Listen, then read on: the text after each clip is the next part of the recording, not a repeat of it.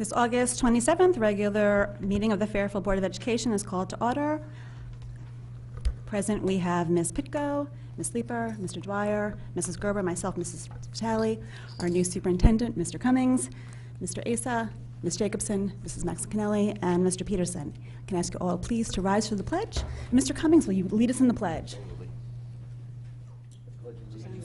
the flag of the United States of America and to the republic for which it stands, one nation, under God, indivisible, with liberty and justice for all.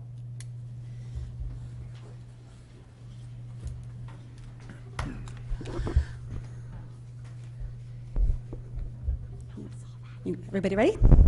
Welcome back. I hope everyone had a nice summer. We have a full agenda, so we're going to get right to work. We'll start with public comment. If any members of the public would like to give public comment, I invite you to come forward and please give your name and address for the record. Okay. Seeing none, we will go right on to new business, environmental testing and school field sites. Mr. Cummings, first of all, welcome. Thank you. Thank you very much. We are very excited to have you here. And even though that you just started 2 weeks ago, it seems like you have been our superintendent for a very long time. Feels that way too. Enough of the welcomes. Good. Right to it. Right to it. Okay. Well, thank you and good evening, everyone. I'm going to give a brief update on the status of the fields around the schools, and I'm going to start by making a couple distinctions that I think are important and might be getting lost in the process and a lot of the information that's coming back from both the town and the schools. So first of all, the first distinction I want to make is that the town began this process by testing fields at the school sites, but also fields at other locations in town. They weren't all school sites. And that process has begun, the testing has begun, the town has begun to receive results on those tests. And as you know, over the weekend we got the tests back on the first 8 school sites. Those tests essentially cleared five of their fields, excuse me. But there were concerns raised about 3 sites, one at Mill Hill, one at Riverfield, and one at Jennings. So that's one distinction, because at the same as they've working through that process, the Board of Education, the Fairfield Public Schools, opened a second process, and that was testing the additional fields at each of the school sites. And that process of testing has only just begun. It began yesterday, starting with our high schools and moving through our middle schools and elementaries. And so that's a parallel track to what the town is doing with a delay in terms of getting results. The town has started to get results. We're going to be waiting a week now or so to start getting our results. Same testing firm is being used by both the town and the schools to make sure that the results are similar to each other in terms of reporting out to the public. But that is 2 distinct processes, united processes, I should say, but they are two parallel tracks. That's one distinction I want to make. The addendum to that, of course, is over the weekend, based on the results of the 3 test locations at, again, Riverfield, Mill Hill, and Jennings, I made the decision that we should also look at the playscapes. Now, this is the second distinction I made. So we've broadened our testing areas from both the playground grassy areas to now the playscapes.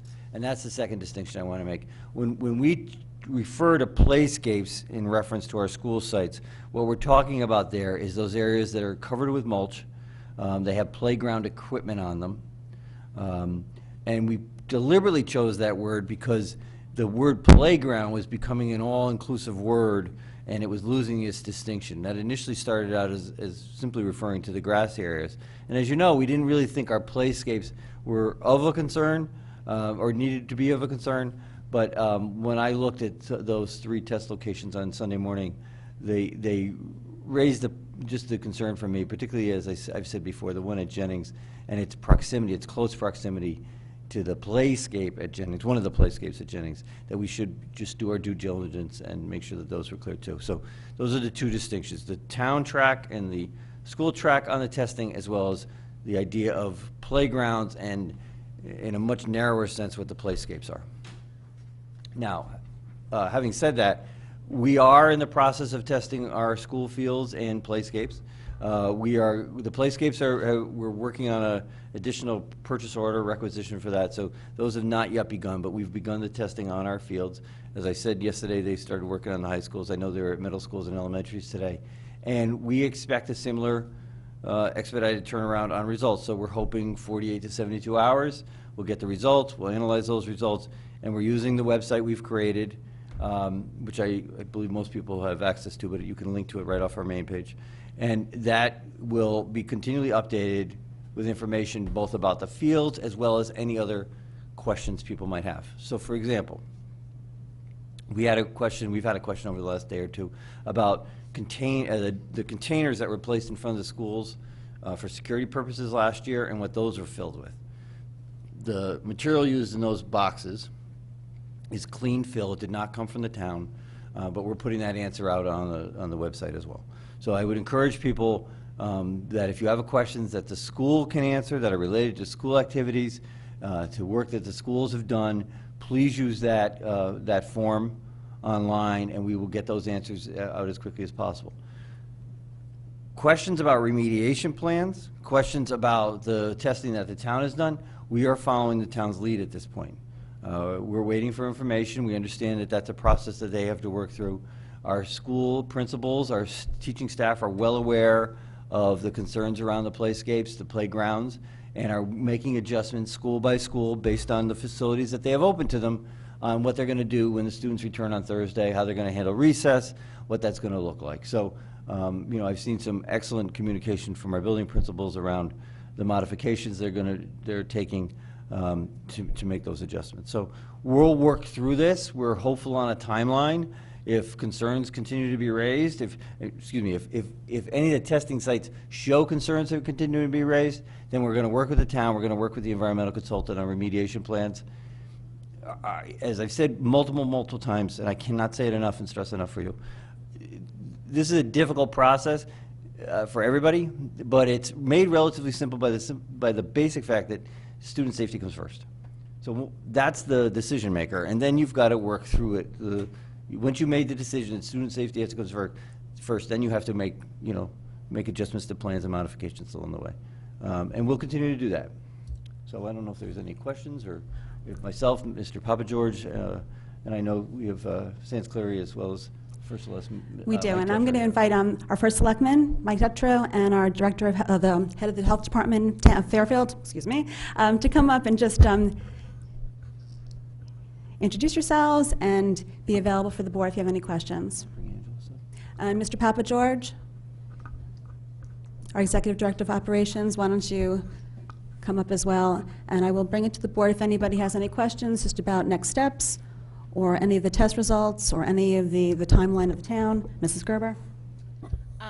Well, one thing that I had mentioned to Mrs. Vitale and Mr. Cummings, and I don't know if you had a chance to talk to Mr. Cleary yet, but one thing I think that might be helpful from past experience with the Osborne Hill PCB situation back in 2012 is that I know that there were a couple of, like, an FAQ sheet and specific information about PCBs, because at the time that was the issue that was at hand. So perhaps if there are some one sheet information things that we could have, that we could provide on our website, on the town website, just so that if people, because obviously everyone's Googling all of the names of these things, but it might be helpful to have the EPA report or something like that, just something that's very easy and quick to understand, but will just provide information in one place for any of the possible concerns that we might have. So I'm just hoping, I know it wasn't a problem last time, so I'm sure it wouldn't be this time.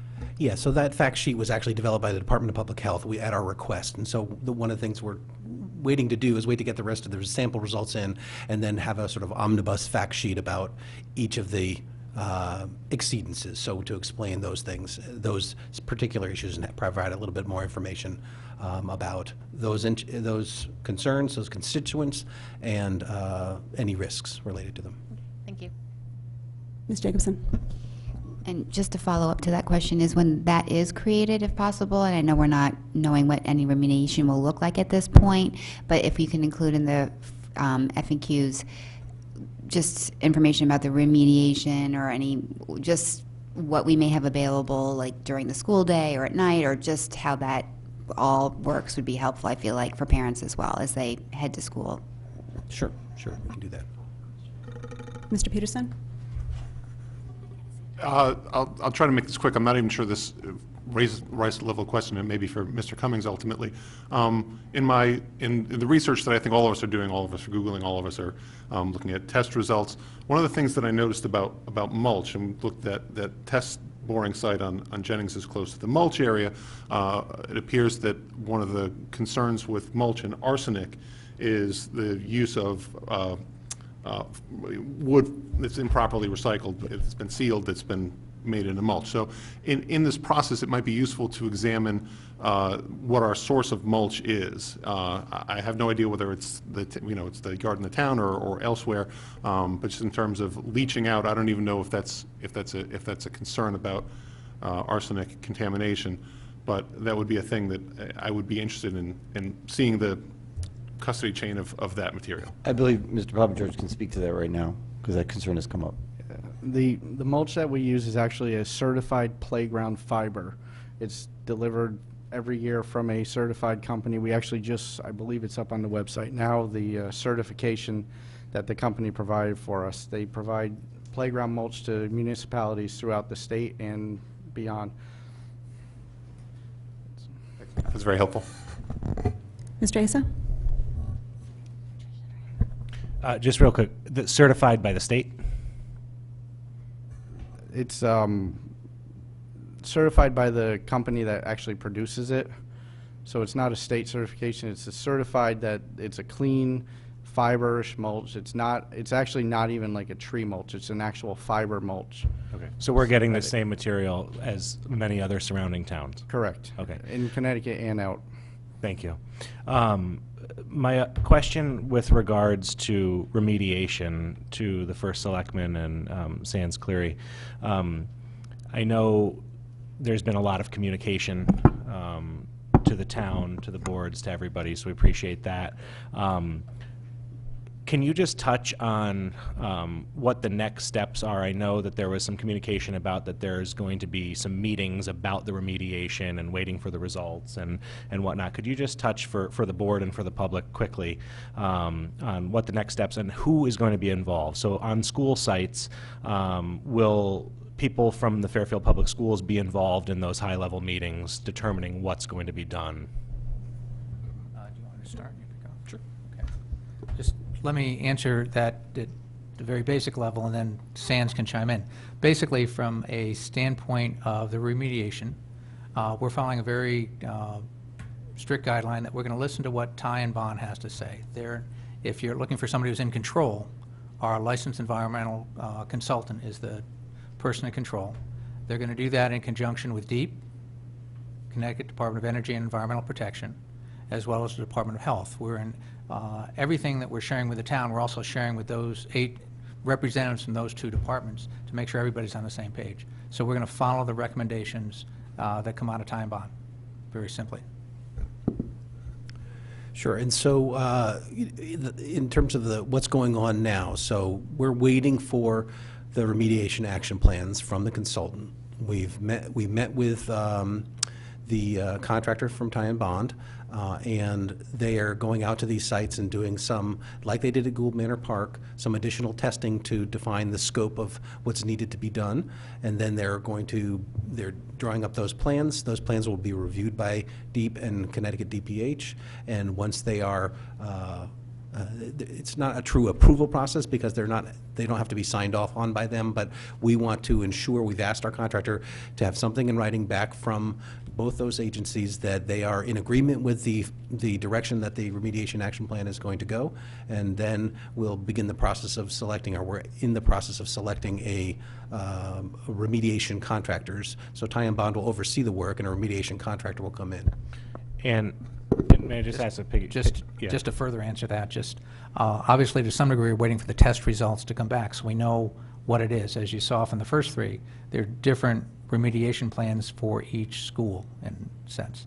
The second thing I want to be clear on is we have been in contact and communication with Superintendent Cummings and Chairman Vitale over the weekend as these things kind of popped up. So I know at one of our calls, superintendent was driving in some bad cell areas if we're trying to talk on the phone to keep this up. So I just want you comfortable that we are doing this in close coordination with the school district to make sure that everybody's aware and everybody has input as we go through this. Yeah, and I guess just to finalize that, I guess I should have phrased it more, Will. So at schools that we know that there will be some sort of remediation, which will come out soon as far as the plan, will building administrators be in those meetings when they come up with the plan? So for example, if they are remediating ground next to a playscape at a school, and the principal is the one ultimately running that building and going to have to make sure that kids are away from there and whatnot, I just want to make sure that they're involved in the process. Yeah, when you talk about at those meetings, it really is Ty and Bond coming up with a plan. It's not something that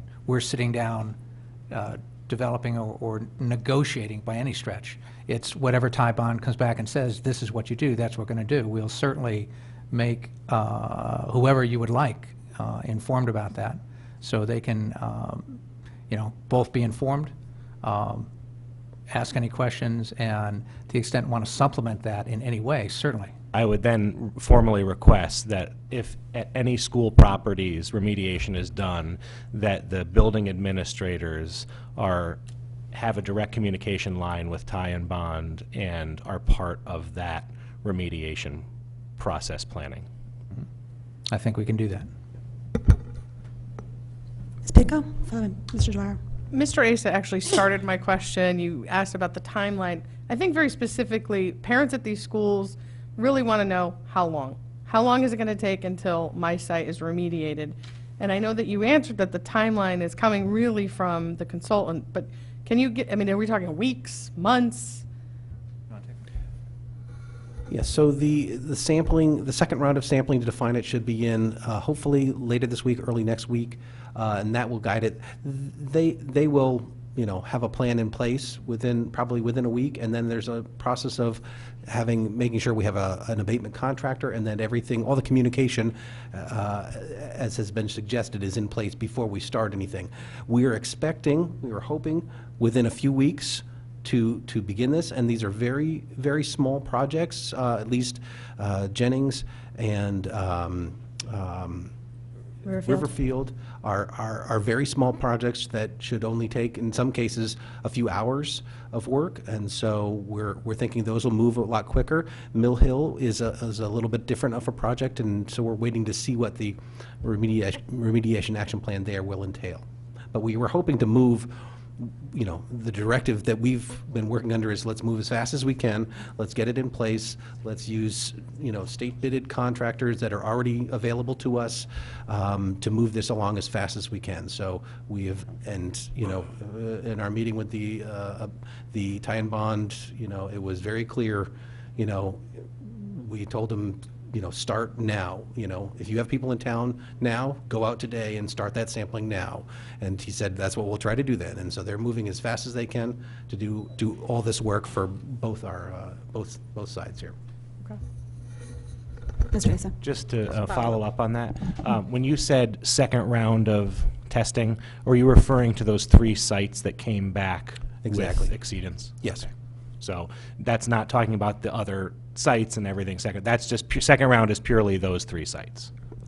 The second round is to develop a profile around that so you know how much to remediate. You've got a spot where it's been identified. Now the question is, what's the profile around that? So that's what we're going to go back or that's what Ty and Bond is going back to do. So they have that, then they can put together a remediation plan. At each step of the way here, we've expedited the test results coming back. And we've basically made it very clear to Ty and Bond how important it is that we get these fields back in operation, back as safe as they can be as soon as possible. Thank you for the clarification. And thank you for expediting the testing on these fields. We appreciate you putting the schools first, and hopefully we'll get the rest of the results back by the end of the week. But Mr. Dwyer?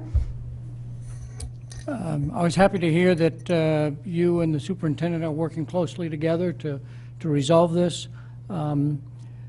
As I understood the superintendent's comment, while we took the lead on getting testing of additional sites, the town is taking the lead on the remediation project.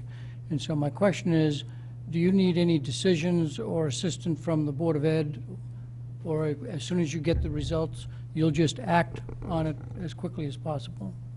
We're taking the lead on the 20 sites we identified and other sites that come up that we're still evaluating if the pile was used in any other places. So that's an ongoing operation. In terms of the school district, and the superintendent and I were talking about that, was that this morning or yesterday? Yesterday morning. Yesterday morning. We've been meeting a lot these days, sorry. And basically the plan, we'll come up with a time bond remediation plan, and let's say for School A. And then, as been requested, make sure it's shared with the school administration, superintendent, and make sure we're all in agreement on that moving forward. As soon as we get that agreement, we'll move forward on it. So we want to get these, cleaned up as soon as we can to make sure that the fields are safe. But that communication and that coordination, I think, is what we've been talking about in terms of, as much as there might be parallel tracks in some of this, that anything we're doing, obviously, especially on school property, that we're doing with your knowledge and approval of the timing and what we're taking, approach we're taking there. So, That's correct. Thank you. Mrs. Maxinelli? Okay, a few questions. First of all, just to clarify, because I've heard from a few people, can you explain how tie and bond was selected? My understanding was they were on the state bid list of licensed environmental professionals. I believe the conservation director, interim public works director, with the purchasing director just selected a contractor off that list. And so that's how tie and bond was selected, because they're on the state bid list and available to us. And so, because something that we've heard from a few parents is that, oh, well, we want to continue with independent testing from that. So I don't know, are you getting those emails in terms of how do you respond to parents who ask for that? As far as medical testing? No. Or testing of Site. other grounds and sites? Yeah. Very little we've had. We've reached out to the people that have emailed and answered them. We haven't had really any about expanding the site that I'm aware of. Okay, then I might be conflating emails with social media, but just that query out there, so I was just wondering how that was being addressed. And Mr. Cummings, you, in your presentation, thank you, in going through very kind of quickly, two comments you said that I didn't catch. You referenced getting a purchase order. Could you explain what that was for Well, again? we've been working, and the town has, so go back a second. We talked about, when we decided to initially expand our tests, we wanted to look at the fields that were not on the town's list, right? Right. We identified those fields, and and the town then took that on as part of their payment. They were going to start to pay those. So that was the initial first purchase order, as it were. When we expanded the scope further this weekend and started to talk about the playscapes, we have to now get a bid from the contractor on that as well, because now that's additional work. So we're in the process of finalizing that. So what aspect of any of that will be coming out of our budget? I believe right now, none of that, That's based on what I heard last evening, yes. Thank you to the town. Okay. Another phrase you used, Mr. Cummings, I just want to clarify in case anybody else heard it, is that you said as all these results come in, we will analyze the results. Yeah, And I was hoping you could clarify we. Yeah, I'm not putting on a white suit. We will analyze what was given back to us to make determination, and really essentially following exactly the process that the town is doing, taking the results and listening to the experts around this, making decisions about, do we have clean fields? Are we able to reopen those fields? Do they meet the criteria that the state has established, and can we bring the spaces back online? Or are we going to have similar conversations that the town is having with tie and bond around remediation plans? That's the unknown at this point. And on that whole idea, to Mr. Cleary, you had on the website, I think it was to me it was a little bit unclear, because on that chart of the school sites where it said remediation required, but if you read the text that went with it, there was an indication that remediation was not required, but in an abundance of caution, these three sites were they had exceeded certain levels. Okay. Again, different for the different sites. Say exceedance. It had exceeded for different contaminants at the 3 sites, but that based on grass cover or whatever else, and where it was used, it was not required.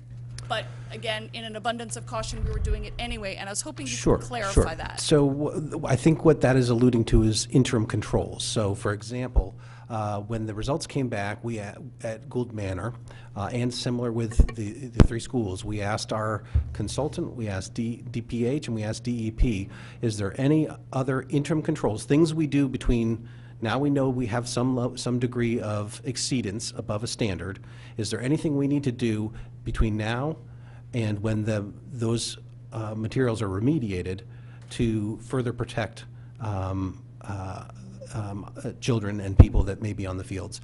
The guidance we were given from our remediation contractor, from the Department of Public Health, who's really the lead agency on risk, said, you know, the things that we put in place in terms of, for example, Gould Manor, removing any visible pieces of shingles that contain asbestos, that was sufficient. The town then said, we want to go a little further, and we fenced off those areas that were tested and came back high. So the areas where there were exceedances now at Gould Manor Park are fenced off. In the same way, we've gone out and covered the areas where the exceedances were at the schools with fabric, and the schools has gone a step further even to say, we're just not going to use the fields at all until we get the definitive word that, you know, that the school is cleared on all aspects. And so that's the going beyond what the state recommended. Right, so, and I did find the sentence. It said that the Connecticut Department of Public Health was consulted regarding these results and advised that given the levels found and the typical use of these areas, such use would not cause any health effects. And I was wondering if you could explain that. And I'm not saying that obviously we're not satisfied with that, Sure. but if you could explain exactly what they mean.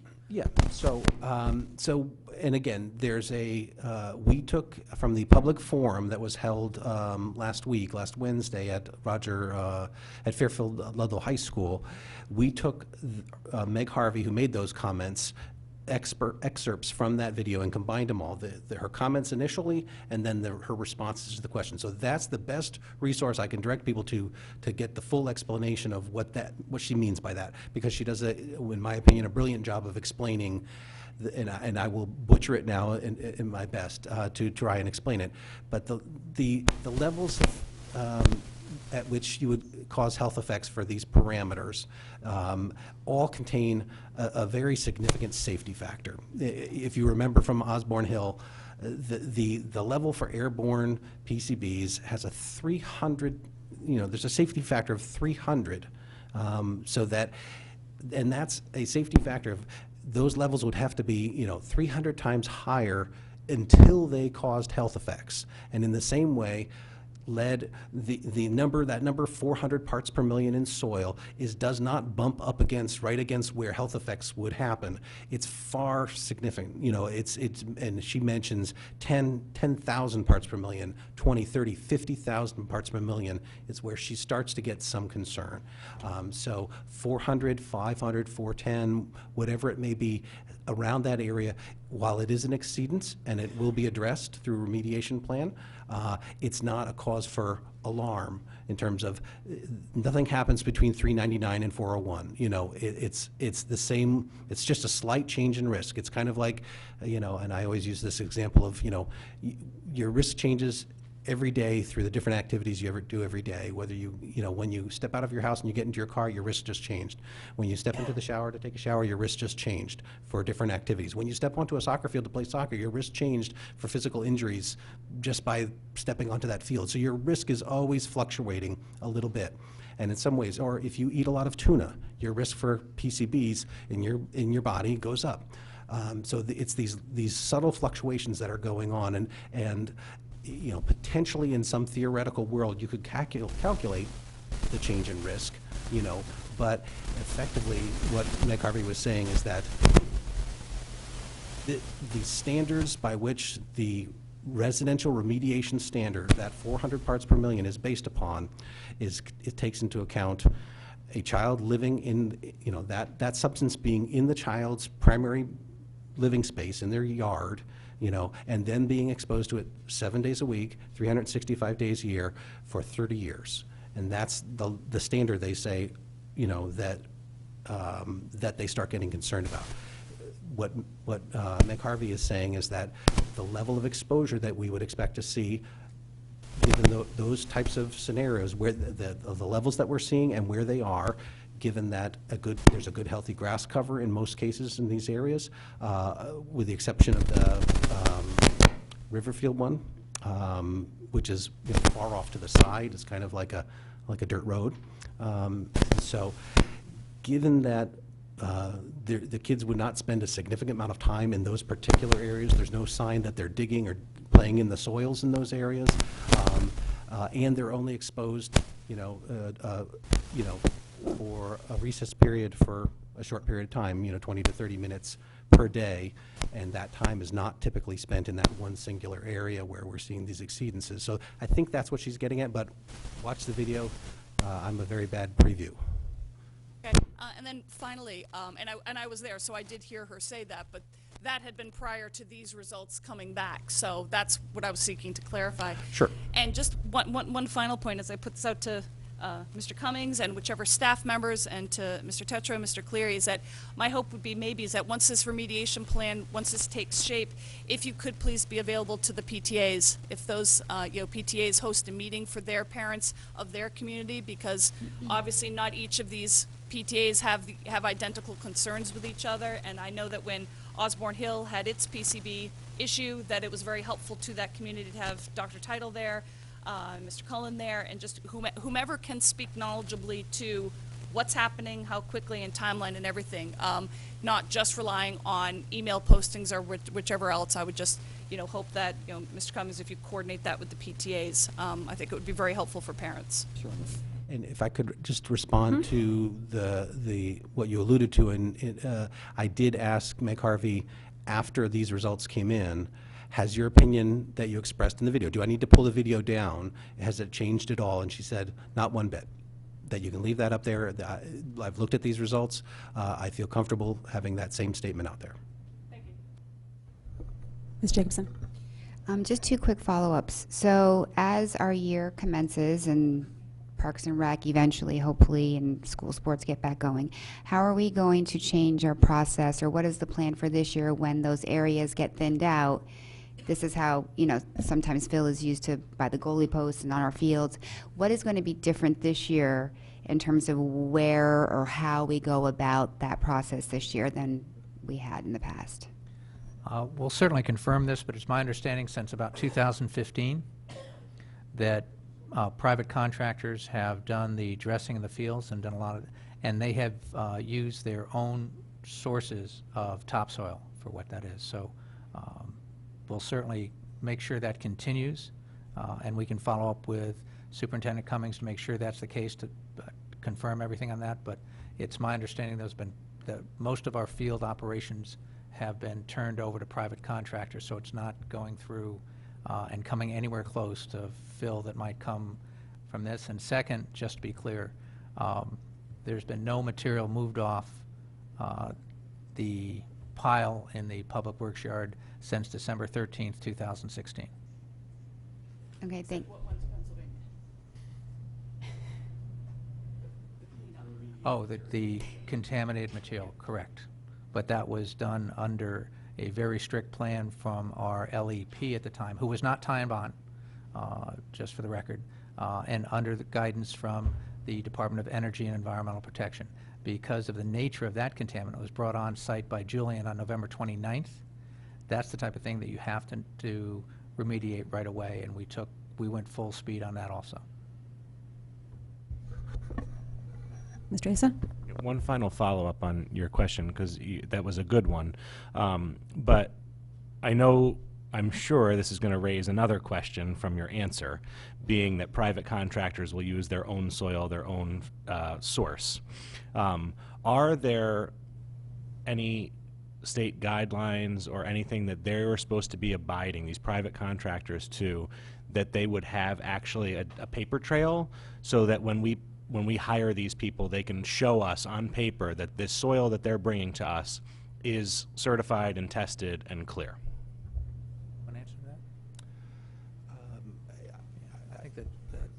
Simplest, I think, that we'll have to check with Brian Carey, our interim superintendent of public works, and also our conservation director on that. I'm just not clear on that at the moment, so I don't want to mislead you with an answer. Okay, that's just something that I think we Very, would very be, reasonable question, Yeah. and if you could get back to us, to that some would be degree, great. when we asked about the contractors, and one in particular who won the bid to do a lot of that, we were told he bought his topsoil from another source. So we know, I'm going to suggest we know that's the case. Whether there's a complete paper trail for that or not, I'm just not clear on that, so I don't want to answer. I don't want to mislead you with an answer on that. Okay, I'll look forward to a response. Mrs. Gerber? Well, just to follow up on that, because that actually came up at Parks and Rec, and that was something that Anthony Calabrese had mentioned, that I know it used to be Tarantino, and now they've changed names, and I can't remember the name of the new company. Diamond. Yeah, that they apparently get all of their dirt, everything from somewhere upstate Connecticut, and Anthony seemed to know where it came from, so I'm assuming that there may very well be an easy way to check that, but that topic came up at our meeting last week, and so that was his answer. Anybody else? Do you have a date for your next public forum that you may want to share, just being some parents may be watching our meetings and not watching Oh, some thank of you. the other Not, ones? not at this point. I talked about doing two this week. That was before I realized there was a Board of Finance and Board of Education meeting this week that we'd also be at, and that chews up available evenings rather quickly. We expect to have the results back sometime this week, and also incorporating, I think, a very good suggestion, and I'd love to be able to coordinate with somebody here about getting out to the PTAs in the impacted schools, so that we can kind of take our road show to them and do that. I think that is something I'd be very interested in doing, and if there's any guidance as to who to coordinate that with. We should coordinate through my office, absolutely. Okay. We'll certainly do that and start with that one, and so we can keep the flow of public information going. There is that kickoff PTAC leadership meeting, and I forget the date of it, but it's coming up fairly quickly. 13th. So that might be We have to something look to at that. coordinate with. I've seen their agenda, it's pretty full. We may have to. Yeah, I think But it's a this is different an kind of- important topic. Yep. Well, I'm wondering too, if there's something we could do with, and we'd have to obviously reach out to the schools, but if we could back up with open houses, which are already on the calendar. So we have to look at that. Thank you, gentlemen, for coming tonight and answering our questions. Appreciate the flow of communication over the weekend, and you're keeping us in the loop. And if there's anything that you need from us, please just let us know. I appreciate you taking the time tonight. I know it's been busy. Thank you. Thank you. Thank you.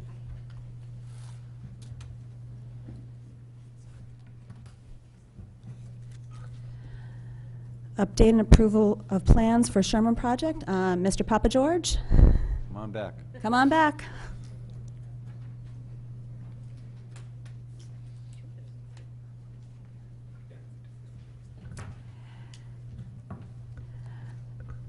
We also, I was just gonna say, we're going to bring up Sal and his team.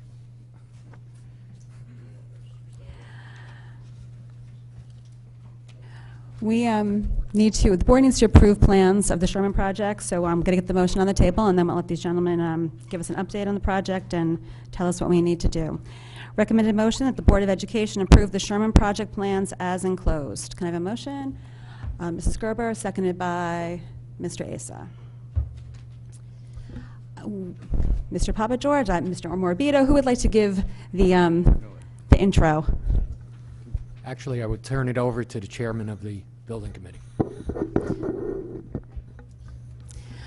Mr. Lang, welcome. Just please state your name for the record. Hi, Eric Lang, Chair of the Roger Sherman Building Committee. Last time I was before all of you was, I think, in March or April of this year.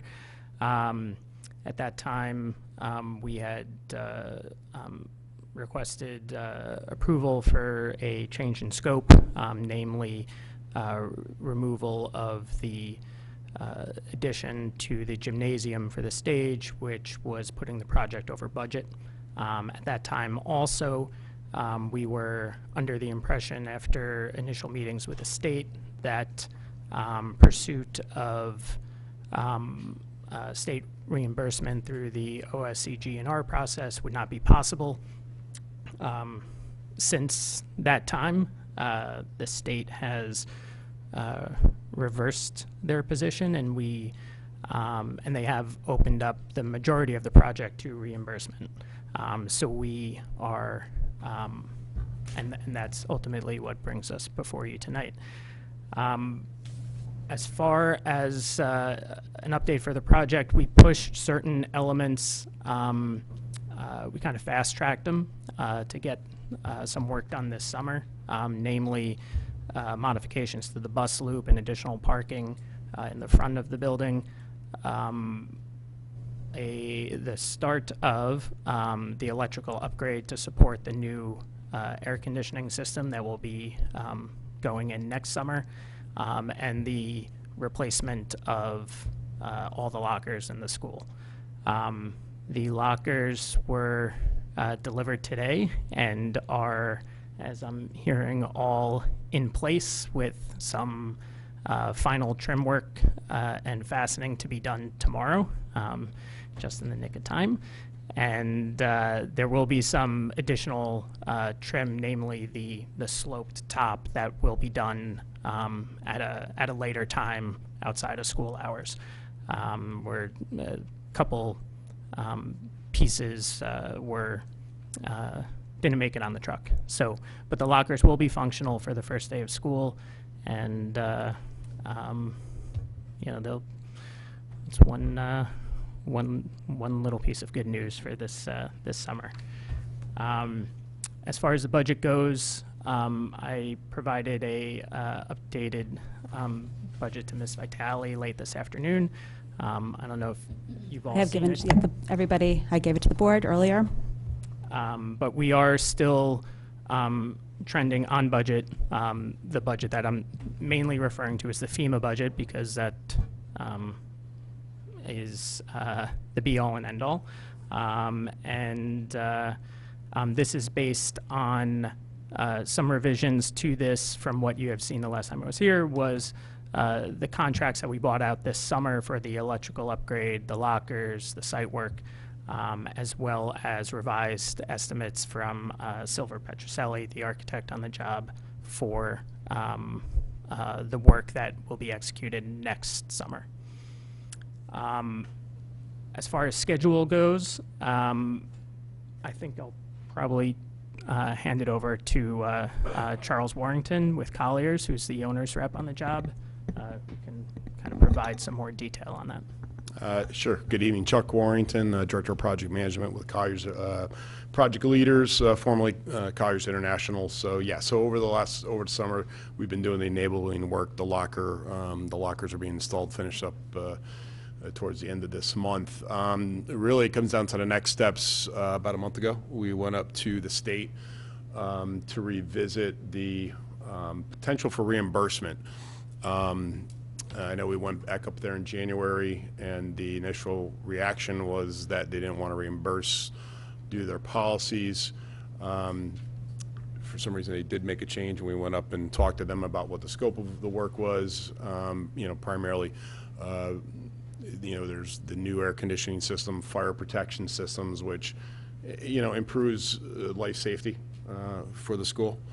Also, indoor air quality is the one thing we're stressing with these new air conditioning systems is, and I think getting more into the details of what the scope entailed with the state. I think they had a clear picture of exactly what it is that you're trying to achieve with the project, and they're finding ways to help us with the project and to help us reimbursement. The lockers are still going to be ineligible. I believe they're always ineligible for replacement, and some of the abatement associated with it. But with the mechanicals, the major portion that we're going to be seeking approval on for that, they're going to be helping us with. We still have to discuss some of the details. There are still select elements in an alteration project that they may claim they're ineligible, but I think a majority of those will probably be eligible.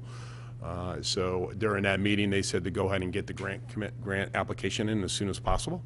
So we've been working, typically we work with Sal to develop the grant application. We already had your educational specifications complete, all the funding authorizations complete. It's really uniform ed estimates, a lot of technical support from Silver Petroselli and ourselves to Sal to submit that application, and we're just about ready to submit that. I believe we're going up there September 11th with these documents upon your approval to request permission to bid. And we expect that to be fairly short turnaround time. We can't go out to bid until they give us that permission. So in addition to the approval tonight, we had approval from the building committee on August 20th, I believe. And we're procuring signatures from the 4 required code officials, building official, fire marshal, health, and 504 ADA officer as well. So with those approvals and the approvals tonight, we'll go up to the state and seek approval and then get out the bid. Hopefully, I think at the end of September is what we're shooting. I expect there to be a quick turnaround from the state and go out to bid. And then over the next approximate year, due to occupancy of the building and the nature of installing the HVAC systems, we'll have to take down seal and tiles in select areas and work in select areas, the gym, cafeteria, to install ductwork, and then ultimately in this next summer bring in our rooftop units and fire those up and get those started and commissioned in the following summer. We'll bring it to the board for questions. Mr. Asai? So can you just explain really quick as a recap? So we've got the original budget was 3.2 million. And I know we were taking into consideration the FEMA cap and everything, but total project costs at 2.123. It seems like this number is significantly lower than what we talked about by just eliminating some of the stuff that we did last time. Can you just give a summary really quick of what from the original plan was taken out of here to get to a number $1 million less than the budget? That one, Nick, I think what you're looking at is from Roger Sherman, the estimate from Silver Petroselli. I'm assuming it looks like this document right here. Yeah. 2,123,800. So that what this is actually it says total project, but it's actually the cost estimate for the work that we're seeking to receive approval on from the state. It's not the total project budget's still 3.2, but for this phase of the work itself, is, and it actually includes some construction contingency at the bottom, 58,000. That's owner's contingency. But this is we have to go to the state with a cost estimate of the work and certify to them what we believe it's going to be, and show that it's within budget. So that's what that number is representing there. So under this last general conditions, escalation, construction contingency, is that generally reimbursable? Yeah, it'll be prorated, depending, because in all these divisions you see fire suppression, you see plumbing, mechanical, electrical. There are in a few, in some like architectural example, painting. Painting is typically not reimbursed. By then they consider that a maintenance cost. Roof patching and connections, they may push back on that. That's a negotiation that we'll have to work with the state with to justify as much as we can. They are gonna make some ineligible, and it's something we have to partner with them and work with them. We're trying to achieve as much as we can on the larger, rooftop units, ductwork, in utilities. So what'll happen is whatever they determine ineligible in here, there'll be a certain percentage of the general conditions and overhead. It's like a prorated amount. So say if there's 15% of the basic trade work, they'll take 15% of the general conditions and overhead, whatever that will be, and we'll base that upon the bids. When the bids come in, we'll right size those. But we're gonna, when we go up there on the 11th, we're gonna have to have a discussion with them exactly what they're gonna want to consider ineligible. But the good news is, I think we think a majority of it will be. So can you tell us what the total cost estimate is of the total? So, yeah, I would. Because my concern is that I see 3.152, but a FEMA max cap limit of 2.6. So I'm just confused on, or if you could clarify how we go $500,000 over the FEMA limit and still be okay. So, I think I can handle that one. There are a number of things that are excluded from Perfect. the FEMA cap. Can you list Sure. those? Site work, basically anything outside of the building, all the soft costs. And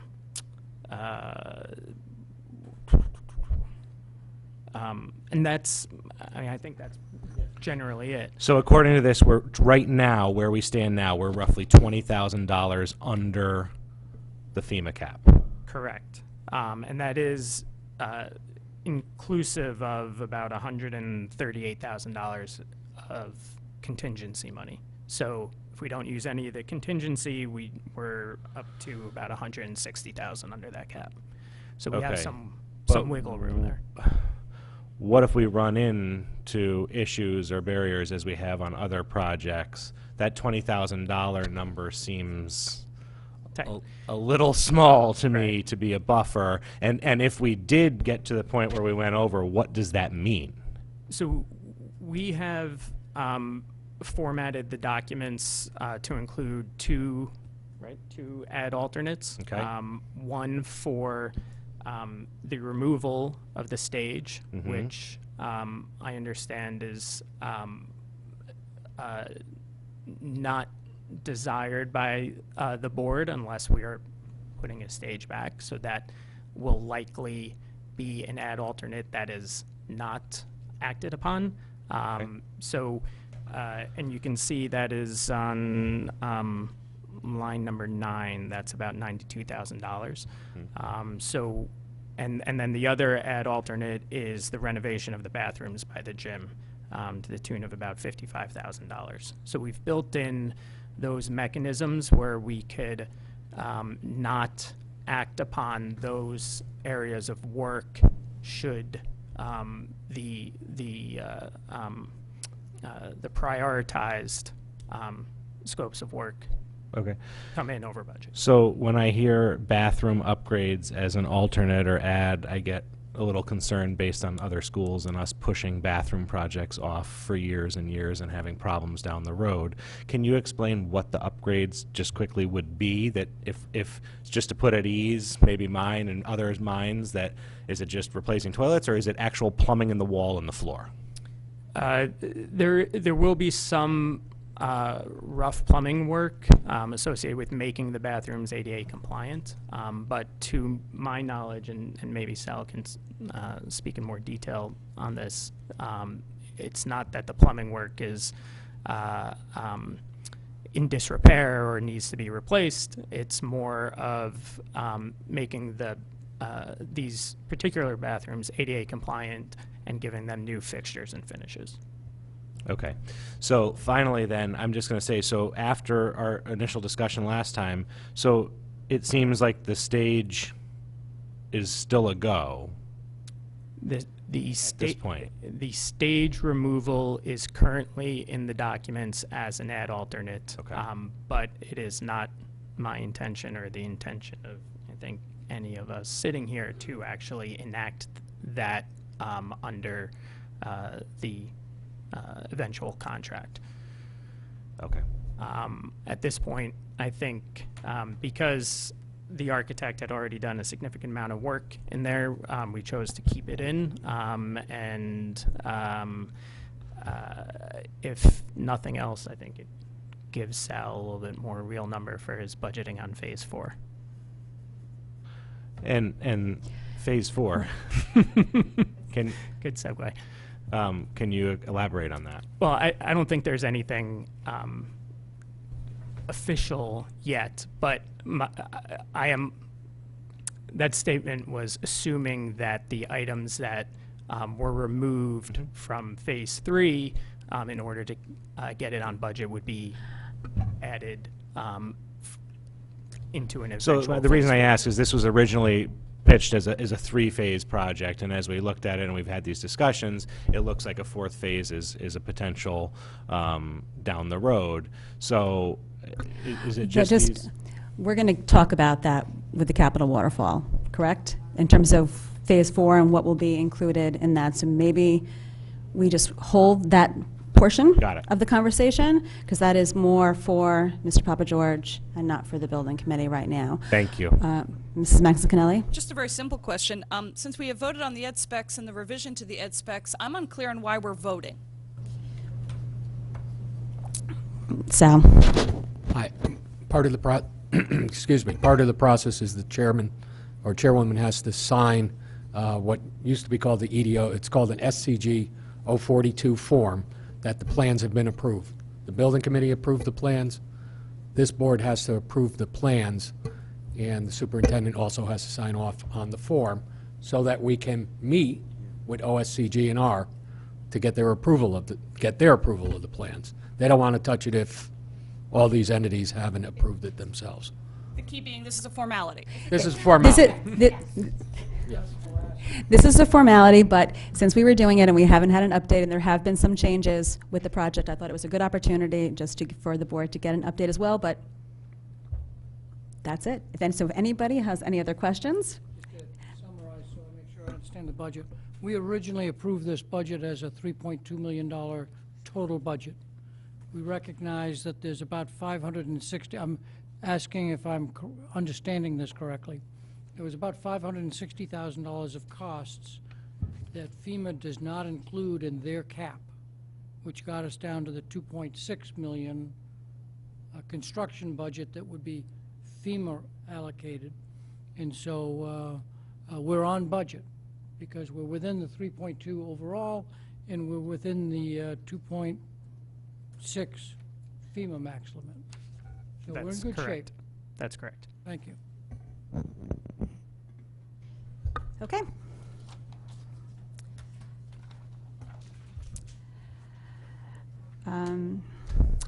Thank you, gentlemen. This is a voting item, so we're going to go to the public. If anybody would like to give public comment on this before we vote, ask you to please come forward, state your name and address for the record. Seeing none, back to the board. The Board of Education approved the signature the Board of Education approved the Sherman project plans as enclosed. Motion passes 9-0. All in favor? There we go.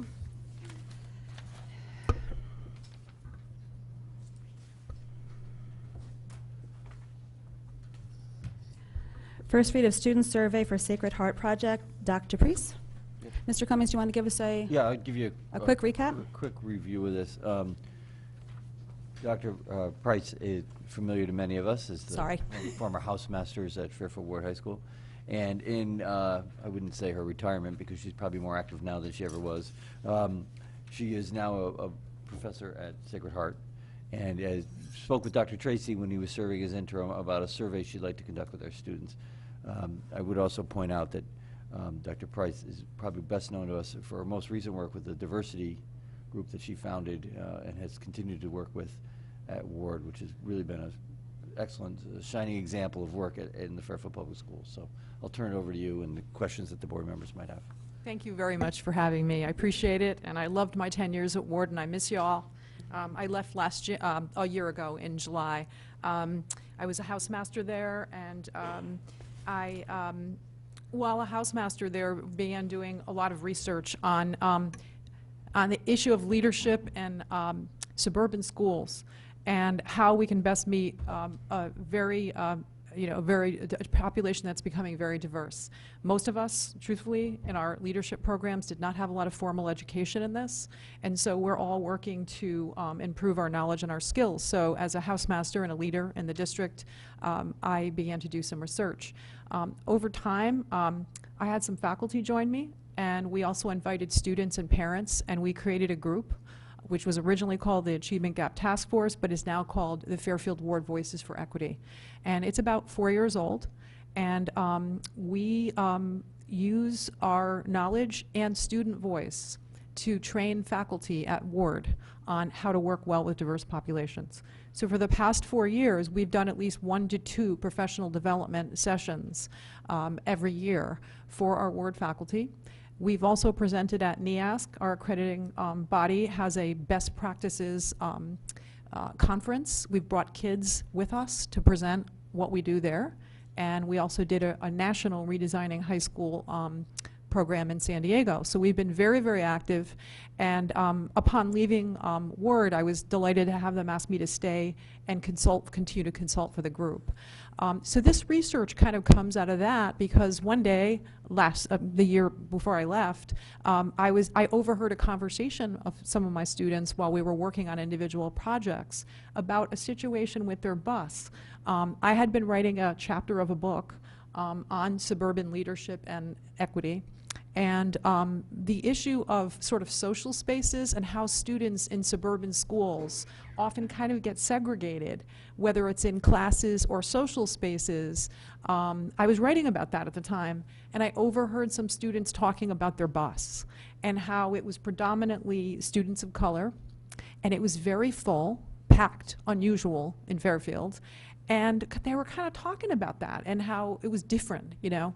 And so I kind of said, do you mind if I sit in on this? And I was listening, and it sort of gave me the idea for looking at the bus as a social space for students who have to take the bus to come to school. None of these students really wanted to take the bus, but they needed to for whatever the reason.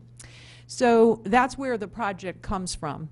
So basically, what I'm looking at then is students. What I was looking at is opportunity gaps as a research topic, and the difference between an opportunity gap and an academic gap is, academic is very clear. You look at standardized scores, you look at how students achieve in reading, writing, math, science, whatever you're looking at. But an opportunity gap has to do with the other things that benefit students into their college and career readiness. Things like, are they taking high-level classes?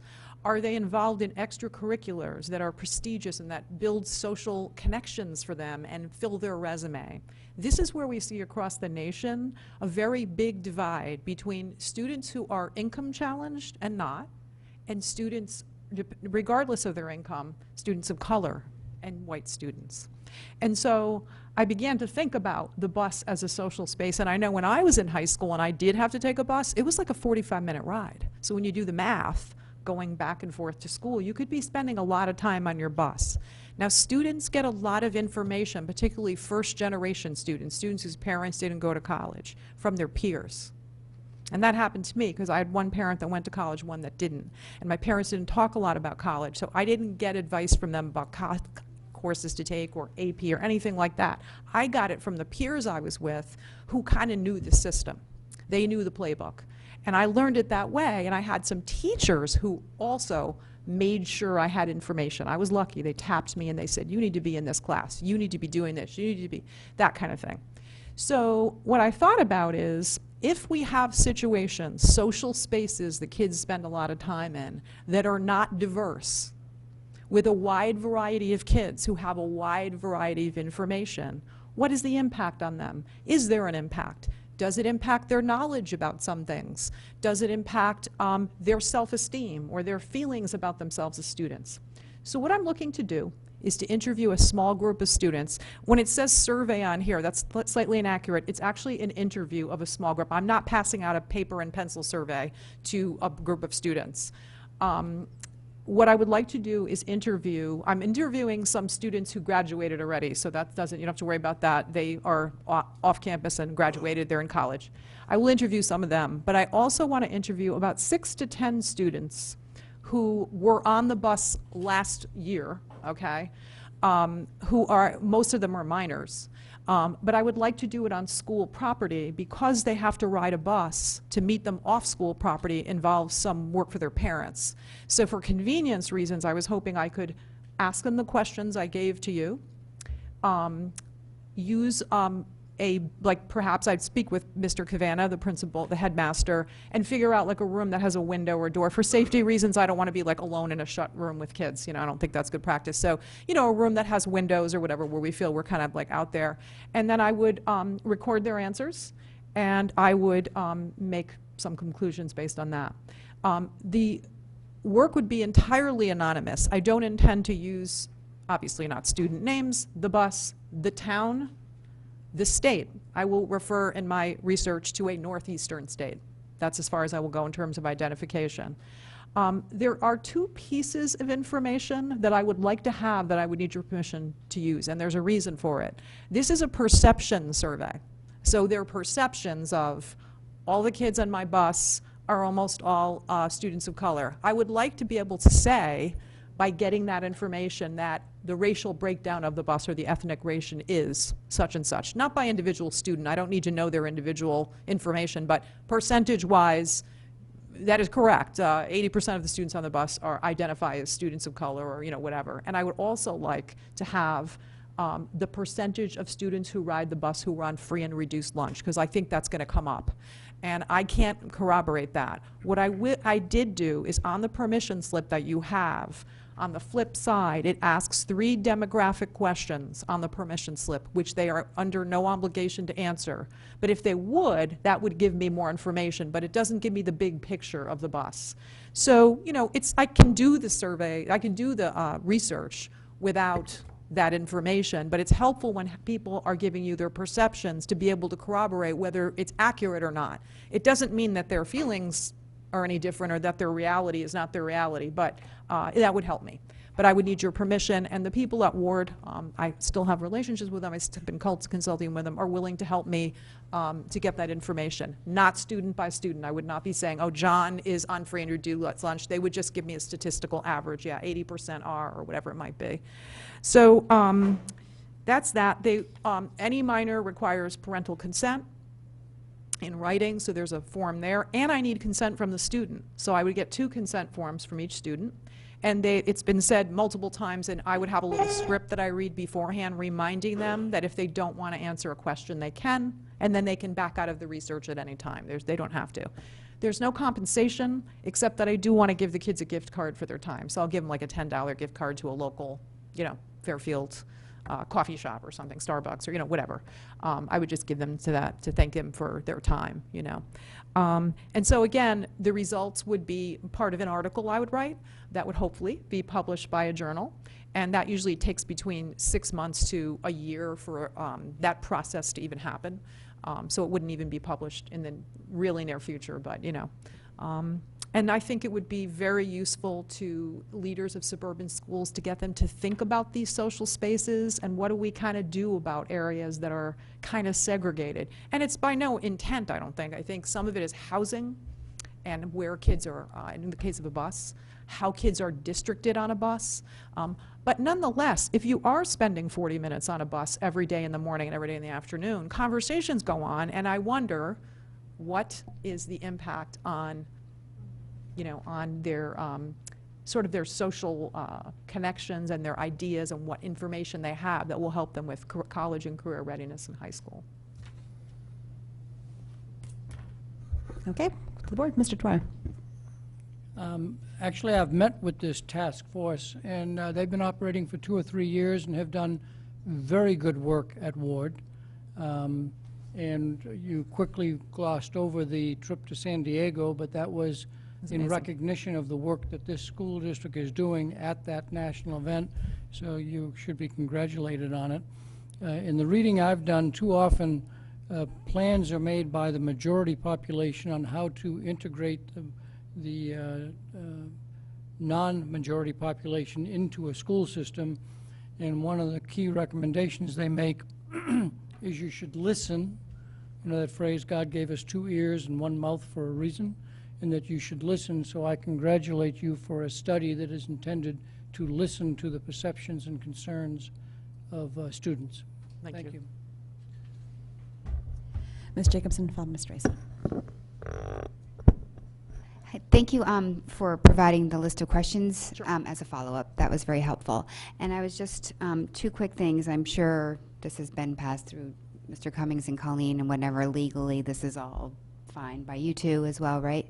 And then the second piece is, since we now have the questions I'm just wondering if it's possible in your forms that you're going to be using for this, if where it says in a couple different places what kinds of questions will my student be asked, could we insert that a copy may be available at the high school office if they want to see that, or something like that, just so they know that if somebody wants to preview them, that they can be available for them? Is Yeah, that I can possible? speak to the institution. This survey, by the way, the whole thing, the whole project has to be approved by Sacred Heart's Institutional Review Board, but I cannot go to them without saying I have school approval. So it starts with, do you have approval to do this on campus? I can ask them about that. The only concern I have is that I don't want them to discuss with their children answers, because then it influences. So generally, when you do this kind of a survey of questions, you don't provide them advance, because it gets people sort of planning their answers. So I'm a little concerned about that. I mean, I think if a parent was that concerned and wants to talk to me, there's contact information, and I could probably give them a little more information. And if they really don't want to, if they're uncomfortable, that's okay. They don't have their child. I understand, like, people might be nervous and that. One good thing is that a lot of these kids kind of know me. They kind of know who I am. So I'm not a stranger coming in from a company that, they know a little bit about me, but I understand what you're saying. I'm worried about sharing the exact wording of questions, but I would, if a parent contacts me, I could give them a little more information. Okay, thank you. Excuse me if I just interrupt. I think we'd have some question, and we'd have to review this about the release of information about free and reduced lunch. That would, even to a bus group, could be a invasion of privacy and violate the law. So Colleen and I will need to look at that further. And I did call the Department of Education about that, and you guys can do the same. And I spoke to the person in charge of this, and he said it really is a local question. It is, obviously protected information, but in the case of something like this, it is not unusual at all for a school to do that, to provide it in. And again, I am looking for aggregate information, not about individual students. I don't need any names. Right. So it's really up to the board, but again, you will want to check that out, obviously, with the Department of Education. As an administrator, I'm very well aware of FERPA and all those things. So I called first to say, can I even ask for this information? And they said, absolutely. I mean, they have to do it too, so. Yeah.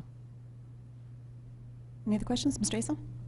You answered it. I was just at a question if this has gone through IRB yet, but no, it's going to go through IRB. I have sent the application in for the overage students because they're not a protected group and it doesn't involve the district. But they, as soon as if I do get your permission, I'll be submitting it immediately because I would like to get this done, like by the mid-semester, so I can, because I've got to, get. It's a lot of work, and I have to send out. I got to give them time to consider it, and so. So this is something we vote on next meeting, correct?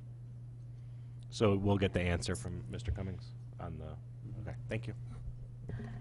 Do you need a minimum number of students to agree to be interviewed? Well, I think that I can rethink the survey if I don't get 6, because even asking a couple of people for their perceptions is helpful, but it's much more helpful when you get 6 or 10 students who can give me, and if there was more than 10 that really wanted to, I'm happy to interview them, but I am trying to keep it somewhat small, and it's time consuming for them and time consuming for me too, so I'm not sure that many students will say yes, and hopefully I can get 2 or 3 graduates that will be willing to, so altogether for the survey, hopefully there'll be, for the study, hopefully there'll be like maybe 15 students, which is, a good number of perceptions to look at, so.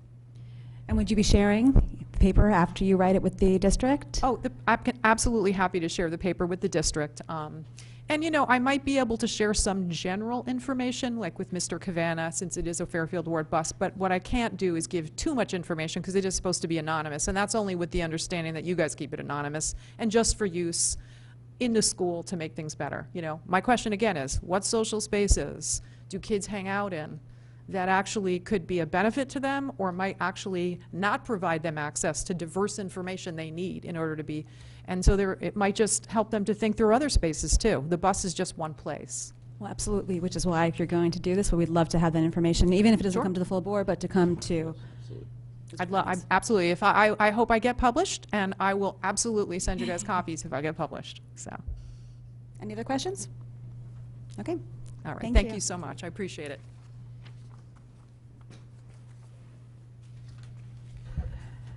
First read of proposed text for international business course. Ms. Gottesman, or do you want to give any opening comments on this? Because I want to take the opportunity to introduce Ms. Gottesman.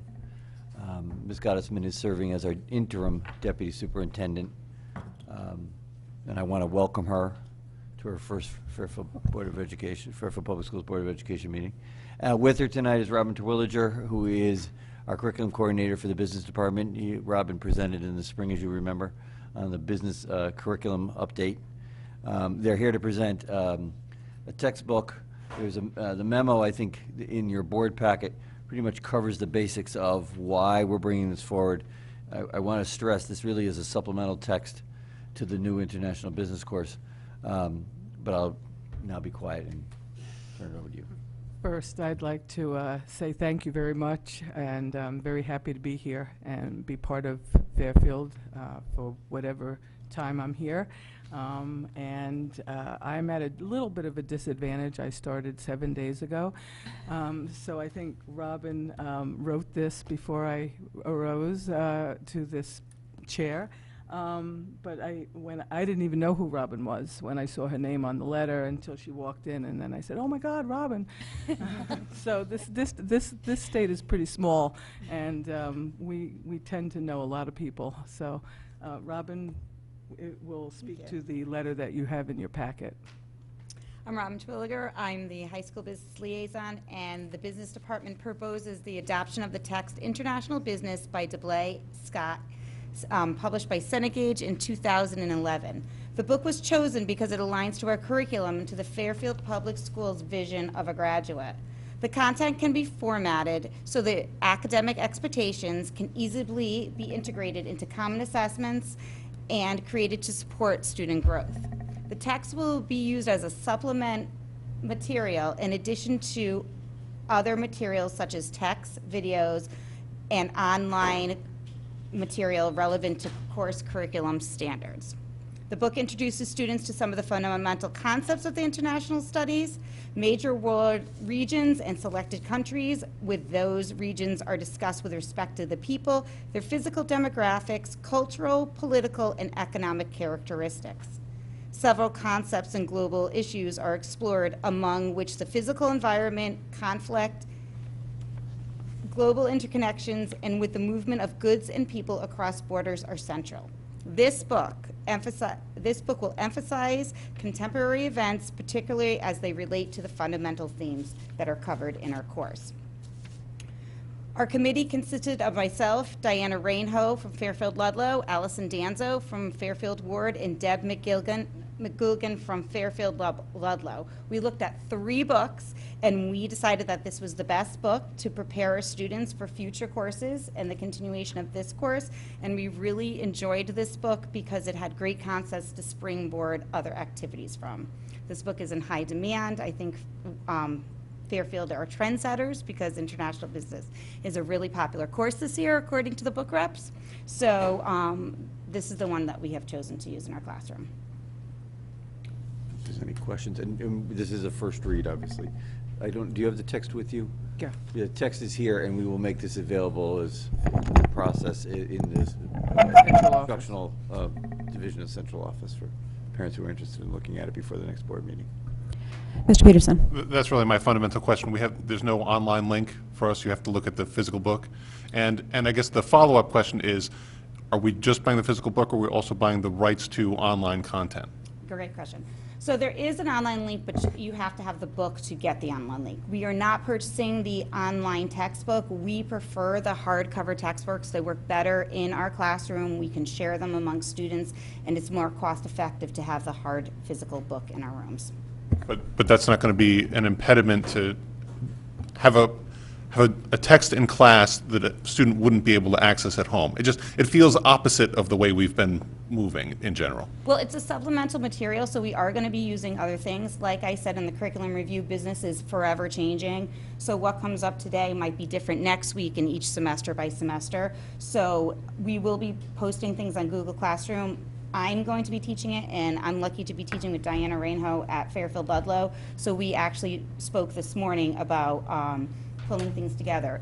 It's a first time for running the course, so we're really looking to change it semester by semester as issues evolve. Sure. And so your basic point then is that this text contains information that's evergreen enough to have a reasonable shelf life without needing kind of, as an online text would be.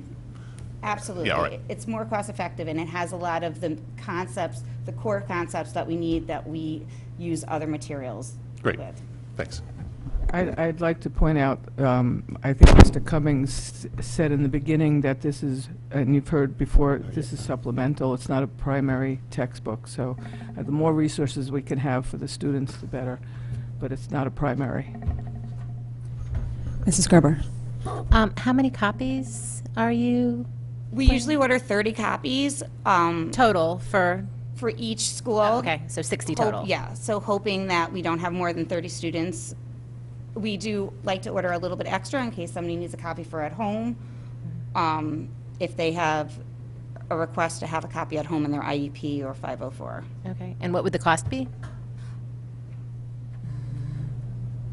I believe Well, we're not there's- voting on it yeah. tonight, so if you could just get that. I believe they're $70. Each.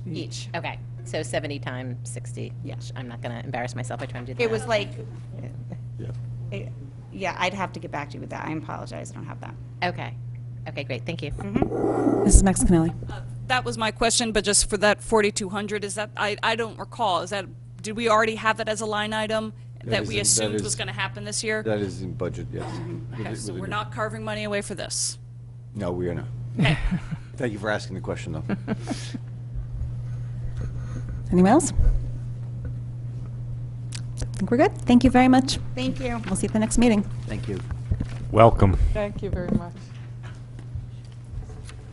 Mr. Hatz is here? I saw him. Yeah, there he is. Update on high school grading. Mr. Cummings, do you want to give us an intro? Absolutely. So I would like to invite up Mr. Hatzis, Mr. Cavanagh, Ms. Gottesman, if she'd like to join them. At the board's request, and as follow-up to conversations over the course of, it seems like all of last year, we had conversations about the grading practices at the high school. We spent some time this summer building the responses to those questions and are here tonight to present the findings from the work that was done last year at both of our high schools to look at grading practices in an attempt to reform some of those practices as better reflections of what students are learning. So I'll turn this over to the work that Mr. Hatz did. We do have a presentation, so we're going to have to adjust our seating.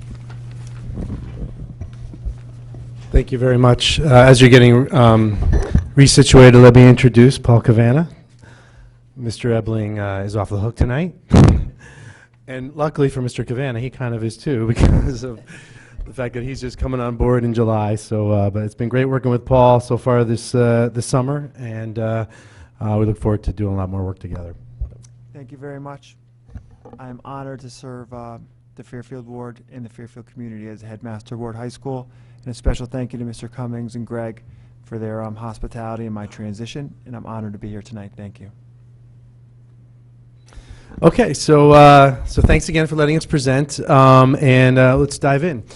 Just to give some context, as a former history teacher, I always feel it's important for you to understand, from whence we came. So therefore, back in the school year 2015-16, we started noticing a lot of trends in grading practices across both high schools. And under the direction of Superintendent Karen Parks, we embarked on some goals for the 16-17 school year. We wanted to extend the conversation about those trends that we saw with our teachers. So we all committed to doing that. We also wanted to establish a purpose of the grade. I mean, grades become such a focus of conversation at home, at school, and therefore, what does a grade really mean became something that we wanted to define. We also knew through the research that separating behavior and work habits from summative scores was an important thing. And without going into the details, I think that a lot of that conversation has been had. It was just the result of seeing the research and also having some speakers come to the district and talk to us about that. And we wanted to make sure that we did our research and that this wasn't something that was just based on anecdotal evidence. One of the things that we saw in teacher grade books was that students could have as many as 5 or 6 different approaches to how category percentages break down. So you could go to one class and maybe your summatives were 70% and your formatives were 20% and your class participation was 10%. You go to the next class, summatives could be 95%. no class participation, and 5% for formative, and so on and so on. And so, we thought that that was difficult for the students to adjust to, and in fact, I think it was so varied that it often, went unnoticed. Like, that wasn't a topic of conversation, and it was never something parents complained about. I think in a lot of ways because they didn't always understand what the implications of that were from course to course. The problem also was that there wasn't consistency. I mean, it might be okay that certain content areas have made agreements that they are going to have a certain percentage breakdown, but what we were seeing is that even within departments there was inconsistency. So we reviewed the research. I have up here just the cover of an educational leadership journal. It became sort of our touchstone. Every article, if you're familiar with this journal, it is sort of the go-to for the American Association, the Association for Supervision and Curriculum Development, sort of the ed leadership main research journal. And I brought with me also a pile of the of some of the books that we had used, and if anybody is interested, always happy to share those titles with you. But it was a year-long process. Before we really even started talking about changing anything, we just wanted to dive in and learn as much as we could. We did establish the purpose of the grade, and this became a touchstone for us. What we agreed to is that a grade is meant to communicate an individual student's achievement of the performance standards or learning goals as defined by the district curriculum. And if we understand that and we all agree that that is what a grade should do, what it starts to open is the question about when a grade communicates something else, whether it's their behavior or whether it's their performance on practice or other things, it starts to help us further define how the grade should be calculated. So this became sort of our working definition. We did some surveys of teachers. We did a lot of, we shared articles with teachers. Just to give you a sampling of some of those, I put the question that basically asked the purpose of the grade if they agreed with that statement, and as you can see, it was widely agreed to. We also talked about the fact that whether student behavior should be reflected in the overall grade, and by 2 to 1, teachers did not feel that that was a practice that we should have. There was also a high degree of uncertainty, though, because I think that is something that, when it comes to grading, it's very personal for teachers, and when they get used to a certain thing, oftentimes it's hard to start to see other approaches or perspectives, and so therefore, we were doing a lot of professional development to try to help them see lots of different perspectives and different possibilities. Students who don't do homework but do well in summative assessments deserve a lower grade. And again, we had wide-scale disagreement with that. What often happens is that students who might get zeros on homework assignments but get 80s, 90s, even 100s on their summatives, we saw a massive drop in their grade due to those things. And I think teachers are starting to question if they're able to perform and demonstrate that they know what to do in the content in the curriculum, should we be punishing them with a behavior of not turning in their homework? So those are some of the things that we found out in the survey. So with that background, with the research, with the teachers' opinions, we had proposed to and follow through with initiating 3 different initiatives around grading practices. And I put this up here because I think what has happened is that they have been conflated under the common term cumulative grading. I mean, I've often heard people use the term cumulative grading to describe one of the other initiatives. So I wanted to just make sure and define for our audience, I know the board is very familiar with this, but just to make sure we understand that these really were 3 separate initiatives. 1, cumulative grading. 2, summatives counting 100%, and formative and behavior counting 0%. And then in the final mark of the year, their cumulative grade would count 80%, and the final assessment would count 20%, which also meant eliminating midterms. So we're going to talk about those 3 separately. So just for everybody's well-being here, the cumulative grading is defined by, it's a system for calculating a student's grade that counts each new assessment as its assigned weight, in a cumulative fashion throughout the year. As many of you heard our examples in the past, with quarterly averaging, which so many people are familiar with. The example I often use is you might have had 3 large summatives in one quarter and 5 large summatives, let's say they were all worth 100 points in a different quarter, but when you average them, they actually become equated, so you're increasing the value of those 3 and decreasing the value of those 5 in each of the quarters by making them of equal weight in a averaging system. So it really was about a more fair grading system and also helping students know exactly what their grade was and not be surprised by the results of averaging. We learned a lot through this year. And so some of the lessons included that it was true that students, I think, appreciated that they always knew where they stood. There was a lot less student stress at the end of a term. There was always that rush, oh my God, I've got to get all my assignments in because at the end of that quarter, that's it. That was the end of it. But by basically having one single grading term throughout the whole year, there were conversations with the teachers about when they could get late work in, and it wasn't this, incredible stress period. For teachers as well, in terms of trying to cram lots of stuff in prior to a deadline. In some cases, we noticed that students were waiting too long to fix those low grades and zeros. They kind of felt like, I've got all year with cumulative grading, but then those lower grades came back to haunt them. We also noticed that teachers were being more careful with their weighting of assessments, which is what we wanted them to do. Consider what each one was worth in the big picture of the overall school year. You don't want, say, a 10, if you give a test and you make it worth 100 points, but then you give a very large project that lasts over many weeks, includes lots of research and outside resources, it would seem like you would want that to be worth more because you're asking more of the students to put into it, so therefore the total points should be reflected of that. We also thought teachers need to consider how to space out assessments and the impact of when they occur in the school year. For instance, if you're just starting to teach a concept early in the year, maybe those assessments would be worth a lower amount of points, and then over the course of the year, as students have learned what they needed to and are able to demonstrate and practice it, then maybe the assessments toward the end of the year would be worth more. Many teachers started to consider opportunities for retakes and redos.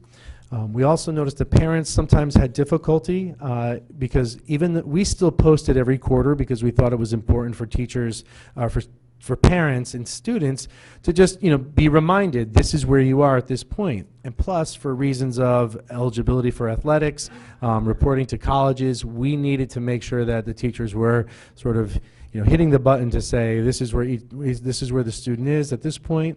But for parents, they still saw it as quarterly averages sometimes. So it really is just a snapshot of where you are at that moment. We felt the greater need for milestone formatives for larger projects and more frequent summatives. And probably the biggest takeaway was that early in the year when there are fewer grades, just mathematically, every new grade is going to show you more movement in that grade. However, toward the end of the year, when there were many grades already contributing, even if they did much better on an assessment, they would only see a small amount of movement. So the lesson that we're hoping students all learn from it, and the teachers will certainly impart this year, is you need to start strong.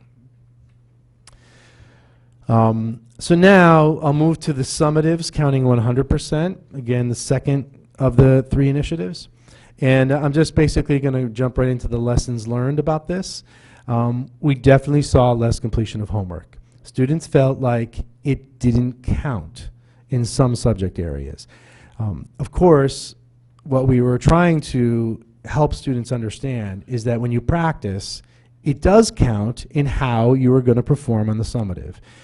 I think whether you want to say it's prefrontal cortex not fully developed, or, to understand consequences, or just from maybe a long history of students being so focused on grades rather than learning, what we noticed that they weren't focused on the concept that when you practice, it helps you learn it rather than, well, I don't need it for my grade. It turns out they really did. So we did see a high correlation between homework completion and better grades. And when students saw homework as meaningful, there was definitely higher completion. So I think that was a big lesson for our teachers in not just assigning sort of the, sometimes rote practice is needed in certain content areas. However, if students saw homework as something that was just busy work, they definitely weren't going to do it. Other areas in which homework never counted, because we definitely have this wasn't the first time for some subject areas that homework was 0%. Many of our AP classes never counted homework. Performance areas like art, FCS, and PE really didn't see much of a change over the course of the year from years in the past. And the teachers definitely expressed some frustration that if students were coming not prepared, it was really difficult to conduct class the following day. English teachers, if students hadn't read the material, they'd have to have backup plans. So there was definitely some stretches for teachers at times when students were not doing their homework. What we also found is that some teachers were, we created those categories, formative and behavior, to give feedback. If students were not turning in their homework, the hope was that teachers were putting in, the zeros in the behavior category. So therefore, parents and students could see, well, when you see what your grade is and you see this history, then basically you have an understanding of why the grade was the way it was. What we're finding is that it wasn't impacting anything. The students were not changing their behavior. Even when teachers reported over and over again that they weren't doing the work, it didn't change their behavior to start doing it or to see that impact. So over time, I think teachers less and less started giving that feedback in the grade book. They may have been doing it in the classroom or with communication home, but not directly in the grade book. So, so the students might have been losing out on some of that feedback through that process. So we wanted to look at how this may have impacted grades, and I think we tried a bunch of different ways to try to show this to you, but we just thought we'd break it down as simple as possible and just look at the number or percentage of certain grades. So what you can see is for each grade level, a 3-year list of the courses, of the percentages of each grade, and what we saw was a decrease by about 3 to 5% in A's, and an increase of about 1 to 3% in D's and F's. By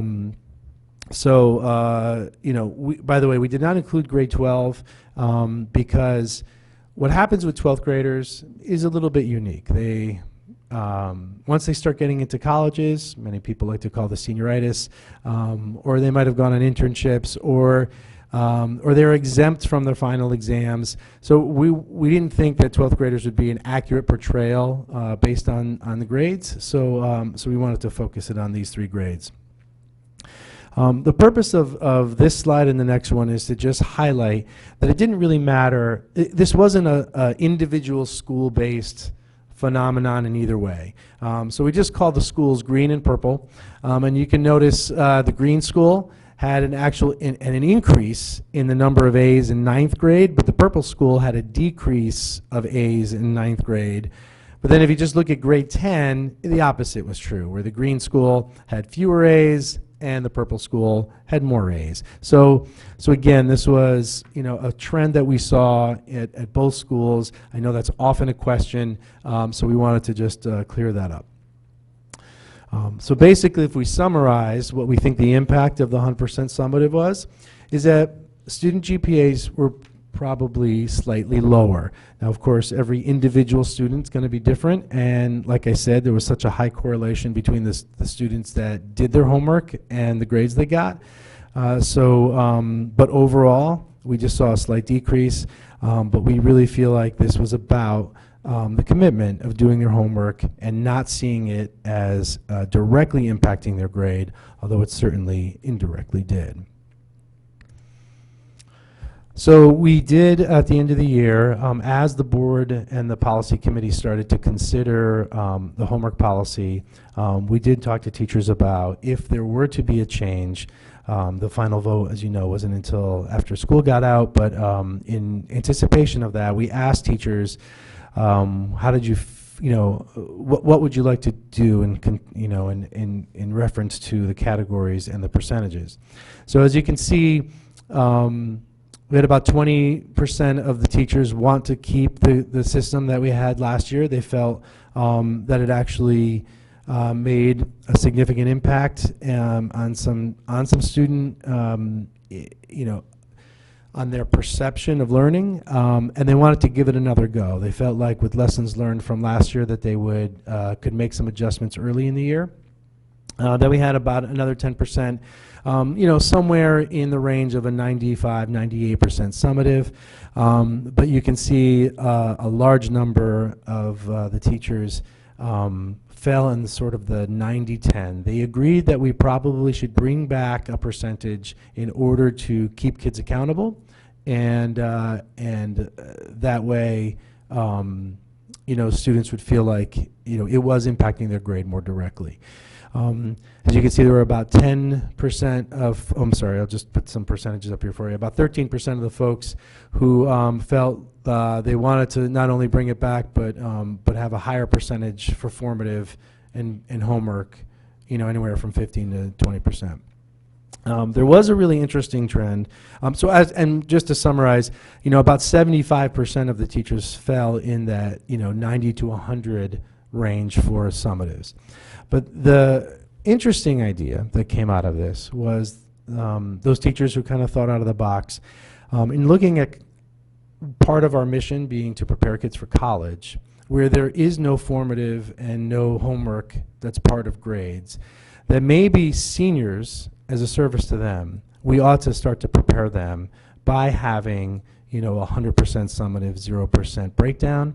But maybe when they start in as freshmen, we can sort of work up to that. So a progression of a decreasing percentage counting for formative or homework. So I think this was an idea that might be worth exploring further. It would not have met the spirit of the board policy if the seniors had the 100-0, so therefore that wasn't an option we could consider. But so in the end, for this year, we are committing to having a 90% summative grade and a 10% category, which will include formative assessments, homework, and any other work habits. We're removing the word behavior from the vernacular. I think it caused a lot of confusion. We were talking about the behaviors associated with doing well, whether it's turning in homework or being engaged, but we thought work habits might have captured that a little bit better. Final section was about the final assessments counting 20% and eliminating midterms, and this has sort of two parts to it. The first is the midterm part. There were some mixed reviews there, and I think it really just depended on what course you took. We had many students report to us that they felt that January was much better than it's been in the years past. A lot less stress around that 4-day midterm schedule that we used to have, and the teachers really appreciated the flexibility of scheduling their assessments and not having to cram them in. It was always such a short time between coming back from New Year's and that long break up until midterms, when it was just breakneck speed to to get everything in prior to the midterm exam. But at the same time, there were definitely some students who felt it didn't change for them because basically our curriculum didn't change. And therefore, it was sort of an obvious break point in all the full year courses that sometime in January you were wrapping up units, because that's what they had been used to for so long. So even if they had end of unit assessments or large scale summatives, students still felt like it was almost like midterms, because there were so many that kind of fell in the period of January. So instead of doing them all in 4 days, they were spread out a little bit further. In some ways, we might argue that spreading out was a good thing, because it allowed for the students to have it more intermittently, and we actually did schedule semester finals during designated days, and we told teachers you can't have any other tests during these days so that those students could have adequate time.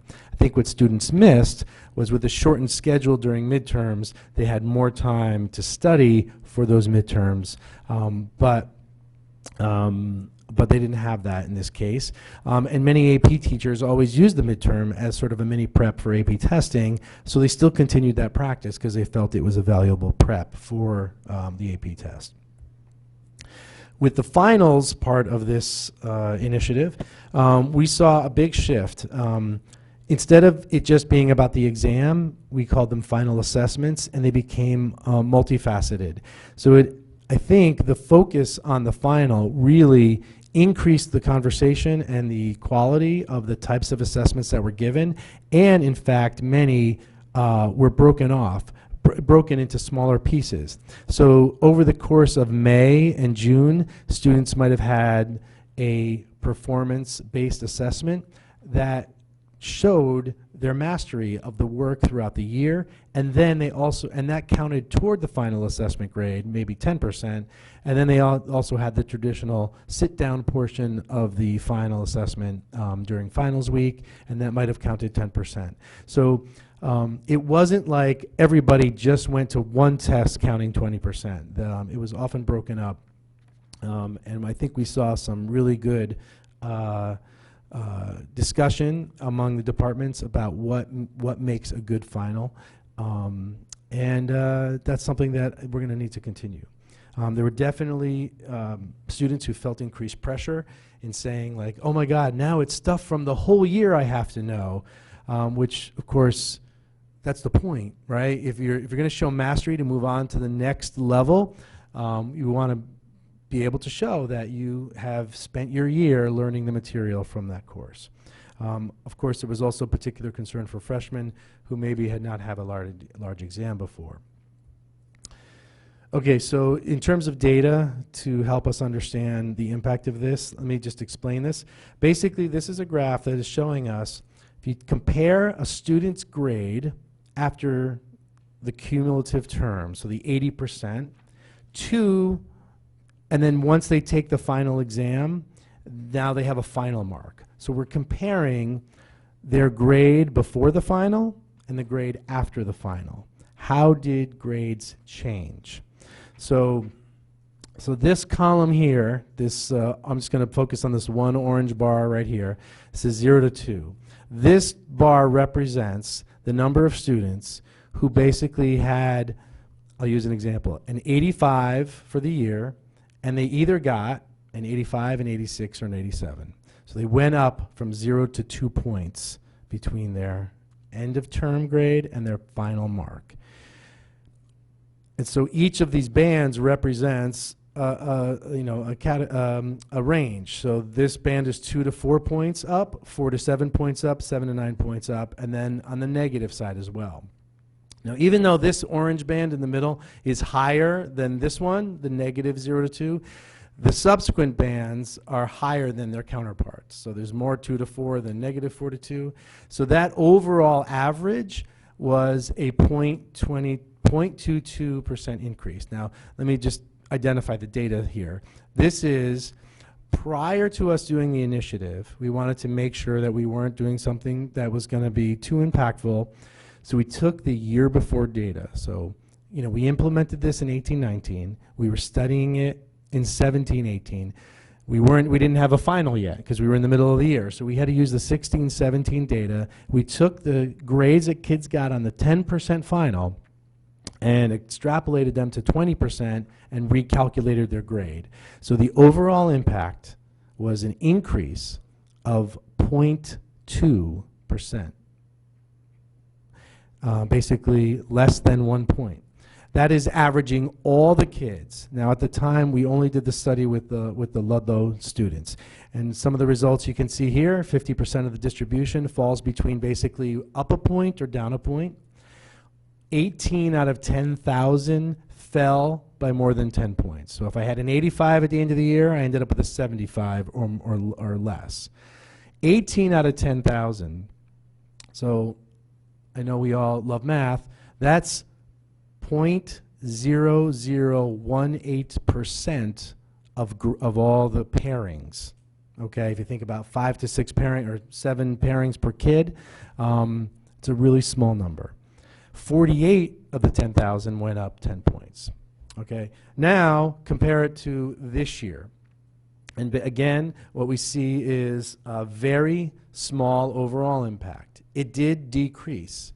And again, even though this bar in 0 to 2 is higher than the negative, the subsequent bars are higher than their corollary. So we had a negative 0.22 decrease in the grade from, again, end of the year to the final mark after the exams were taken.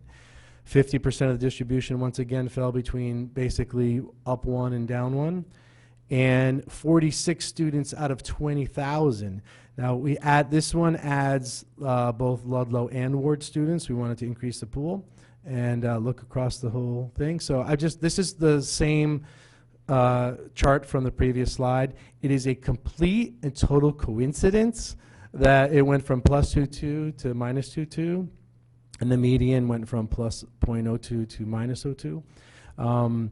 But as you can see, it was a similar distribution in overall impact, but now just slid slightly negative instead of slightly positive. So what were the lessons learned from that? Overall, when you compare all the kids and look at all of their marks, the overall impact of the final assessment is relatively negligible. Again, different from kid to kid, situation to situation. But when you look at the whole, we're talking less than 0.25%. In general, for every student whose mark dropped because of the final assessment, there was another student whose grade increased about the same amount. And that speaks to the median score of basically 0.02%. The shift occurred from very slightly positive to very slightly negative, and then I think that we can definitely point out that this trend can easily be explained by the homework completion problem, and that students were not as prepared for their summatives throughout the year and therefore may have had an impact on their performance in the final. What we know we need to fix and adjust and review is the pacing of the curriculum and assessments, making sure that students, the skills are spiraled throughout the year so they're ready for the final. We know that semester courses, we need to take a look at those, and the first semester has a different experience than the second semester, meaning that the second semester courses were able to be scheduled during the final exam period, but there is no midterm exam period for the first semester courses. We have to look at that. We want to make sure we're helping students prepare for the final assessments. I think a lot of measures were taken this year, but we definitely learned more lessons there. Ensuring high-quality performance-based tasks and sit-down exams, and students focusing on content and skills throughout the entire year. That they know, now that they've had the finals under their belt, this is something I know I need to pay attention through all the year and not just wait to try to cram it all in at the end. So to summarize lessons learned and next step, we need, when we roll out these initiatives, what we know is that we need to prepare students and staff in implementing these changes more. And what we'll do to do that is to apply the lessons that we learned from last year and increase the number of checks with our students and teachers throughout the school year to make sure that things are going well. We will obviously implement the new homework policy that was agreed upon in June, and we were going to do that by establishing the 90-10 categories in the grade books, and we will reflect this change in all of the syllabi and course descriptions. And obviously, we're all here to help the students. Ultimately, we will continue to refine the work to get better at what we do. Our Superintendent Cummings has proposed that we establish a grading practices committee that comprising of teachers and counselors from both high schools. Continue to research and attend conferences, gather feedback from students, parents, and teachers, as we did throughout the year last year, but to continue to make sure that we're hearing from them on their impact. Thank you very much.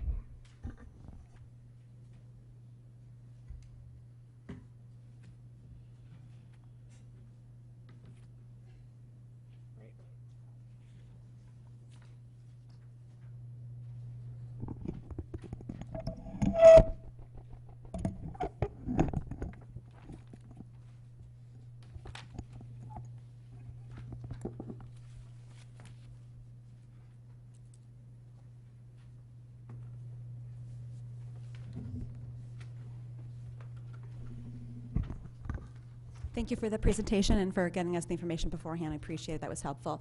Mrs. Gerber. Okay, I have a question. So, I think one of the issues that I know I had as a parent, I know other high school parents had, is that these were 3 changes that were made all in the same year. And so the impact of the 100% summative, it says student GPAs were slightly lower. And then when you get to the final assessments counting 20%, for every student whose final mark grade dropped, there was another who's raised. But for the students, perhaps their final mark dropped because of the final assessments counting 20%, plus they also were one of those students that their grade point average went down because of the 100% summative. And especially when we're talking about juniors last year who are going to be applying to colleges.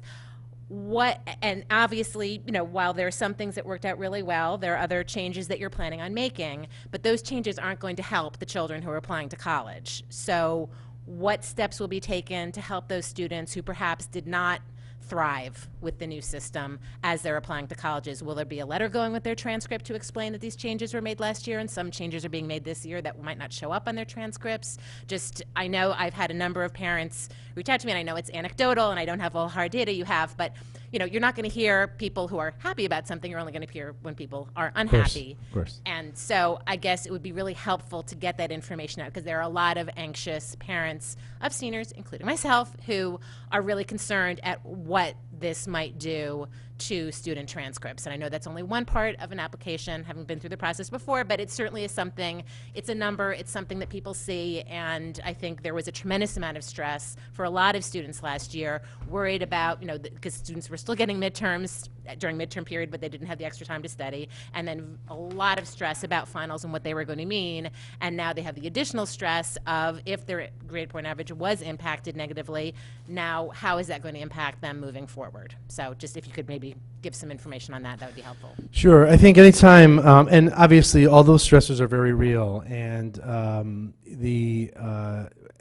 everything related to the college process becomes a difficult,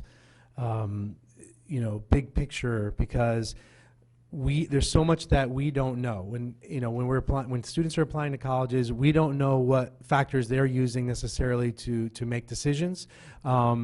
We hear more and more that GPA is less and less part of the discussion, depending on the level of school that you're looking at, and that they are looking at a much broader perspective. It's also deeply personal, because a student might be interested in liberal arts colleges, and those liberal arts colleges are going to be looking at grades one way. Another student might be looking at engineering, and they're going to be looking only at specific types of grades on the transcript. So it's really hard. I think what we're going to have to commit to do, and I know we will, is in the process of the application. If there's a story to be told, right? If a student feels like there's a particular grade in a particular course that is going to be impactful, that's a conversation with the counselor that can be addressed in the counselor's letter to colleges to talk about a particular experience that they might have had. It's also, it's hard to predict how, any particular, through mathematically, the students are going to be applying to colleges, and it's any one course is a very small part of the overall GPA over 3 years. So the overall impact for the last year may have been negative, but if they showed excellent performance freshman year, sophomore year, and then first half of senior year, that it's likely that could be compensated as well. But I think it's hard to say that there's going to be one thing that's going to be a fix for any of that. It's going to be more identifying the specific issue that you feel you might have and addressing that with the counselor so that they can address that in their letter.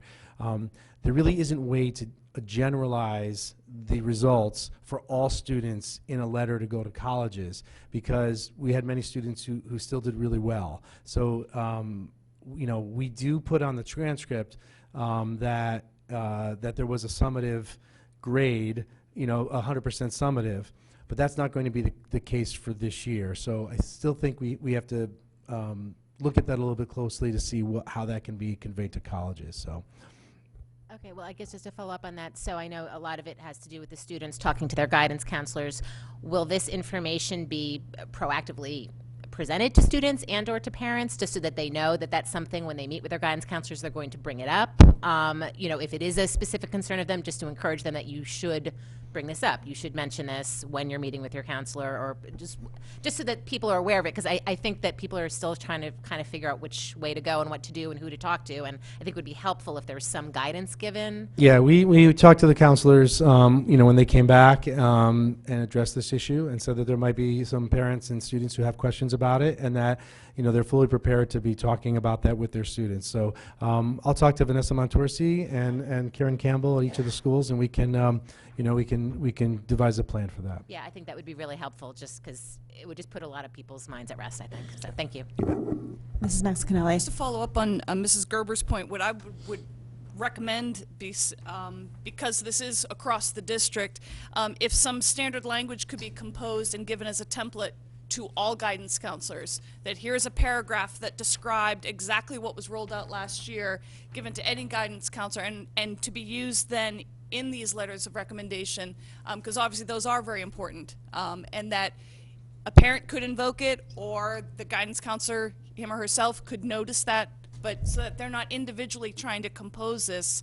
I think it would help if those head of guidance could create that, coordinate between the two high schools, and then give it to the guidance counselors. And this way everybody has the same thing to work off of. Right. You know, I think that one thing we just have to be careful about is that if we're saying something in a letter that, you know, universally that says, well, you know, we had done 100% summative, and so therefore student homework, you know, wasn't counted, would colleges, you know, interpret that somehow, saying, well, if they didn't do well that year, maybe it's because they didn't do their homework. So I think we just have to be really careful. We don't want to plant any ideas that may impact the student negatively, but, you know, we'll work on crafting something that they, you know, will try to be explanatory, but yet not accusatory in any way. Mrs. Jacobson. So also a follow-up to Mrs. Gerber's comment. So I'll get to it when I have my own questions, but that part about the starting strong. So we know what happened, and that for our rising seniors now, where there was some implications here, they don't have a lot of time, right? They're going to be applying EDs November and all of that. So I'm wondering if this message about first quarter and the start of school, like that you put in this presentation, that we've now kind of figured out that statistically speaking, this first get-go out of the gate is how we can maybe help a little bit with them. I'm just thinking out of the box based on your presentation. Because if maybe that message gets out to them that statistically speaking, if you can really, and also to our educators, what can we do in this first beginning quarter too? Because I know you were saying maybe in the beginning of school year you want to make the assessments worth less. Well, maybe we don't want to do that in this instance. Maybe we kind of want to give some early opportunities in the beginning where they're going to come out strong, like you're saying, as they go into this application process, that maybe that might help a little bit. I don't know, it's just food for thought, as in addition to what just Mrs. Gerber and Mrs. Maxinelli was saying, it's another proactive approach, maybe just food for thought for this maybe first and second till Christmas, as the application process. Absolutely. I do want to just clarify too that mathematically, okay, how the students performed at the beginning of the year and the end of the year, it technically, well, at least I should say mathematically, it wasn't about, you know, the fact that they might have done really well at the end, and it didn't impact their grade the same way it would have in the quarterly average. In fact, it was probably more accurate. However, it was the psychological factor that they didn't see the grade change as much. So I just want to make sure people understand that it wasn't about the timing of the year for the actual calculation of the grade. It was really just about the psychological factor. So the start strong is definitely a message that we're going to be conveying. You know, I meet with each class right at the beginning of the year, and we go through some things, and, you know, that'll be one of the messages. But the starting strong piece was really about doing your homework, you know, and doing the practice so that you are prepared well. The weighting is, I think, another conversation because the double-edged sword there is if you weigh things quite a bit at the beginning, then and they don't do well, then you could see precipitous drops and increases. So that's just something I think we'd have to flesh out a little bit more. Mr. Peterson? I have several comments and questions. First of all, thanks very much for the report. This is something that I was eagerly anticipating, especially since we spent so much time talking about homework and grades and policy in many meetings that you attended last year, which I very much appreciate your input in the process. Thanks for having us. One of the things that you led off with was the observation that parents and students were very much more familiar with the quarterly grading process than what you had proposed to do. I wonder if you could review for the board what steps you took to prepare students and parents for this change ahead of its implementation. Sure. Well, first we needed to prepare teachers. So, this is something that we had been talking about, as I pointed out, through a lot of the conversations with teachers about what cumulative grading would look like. And invariably, when we made the proposal in the spring of 2018, we drafted a document that we posted on the website. We also held parent informational sessions and allowed the parents to absorb it. And to be honest with you, the cumulative grading piece of it was the one that was the most widely accepted. And again, I'll refer to that as the mathematical component of it. By teachers or parents? Oh, universally by just about everybody. And I think even kids too. I mean, we also had student seminars where they came.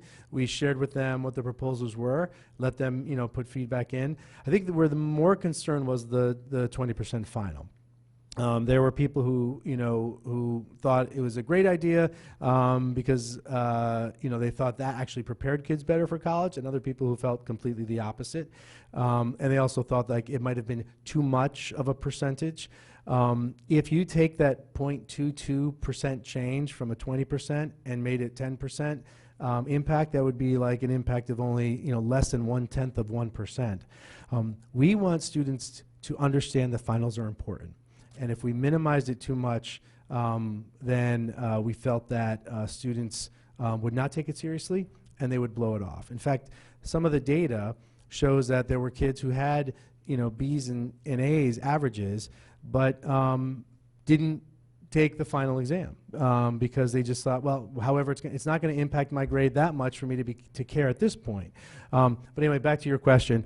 We had parent sessions, we had student sessions, we had documents online to help them understand it, and then over the course of the year, we invited people, to like prior to say the second term, we explained, okay, now in cumulative grading, be aware that you're not going to see a reboot of the grade book. You're going to see grades continue on. So we included information in the course of the year so that they understood it as it went.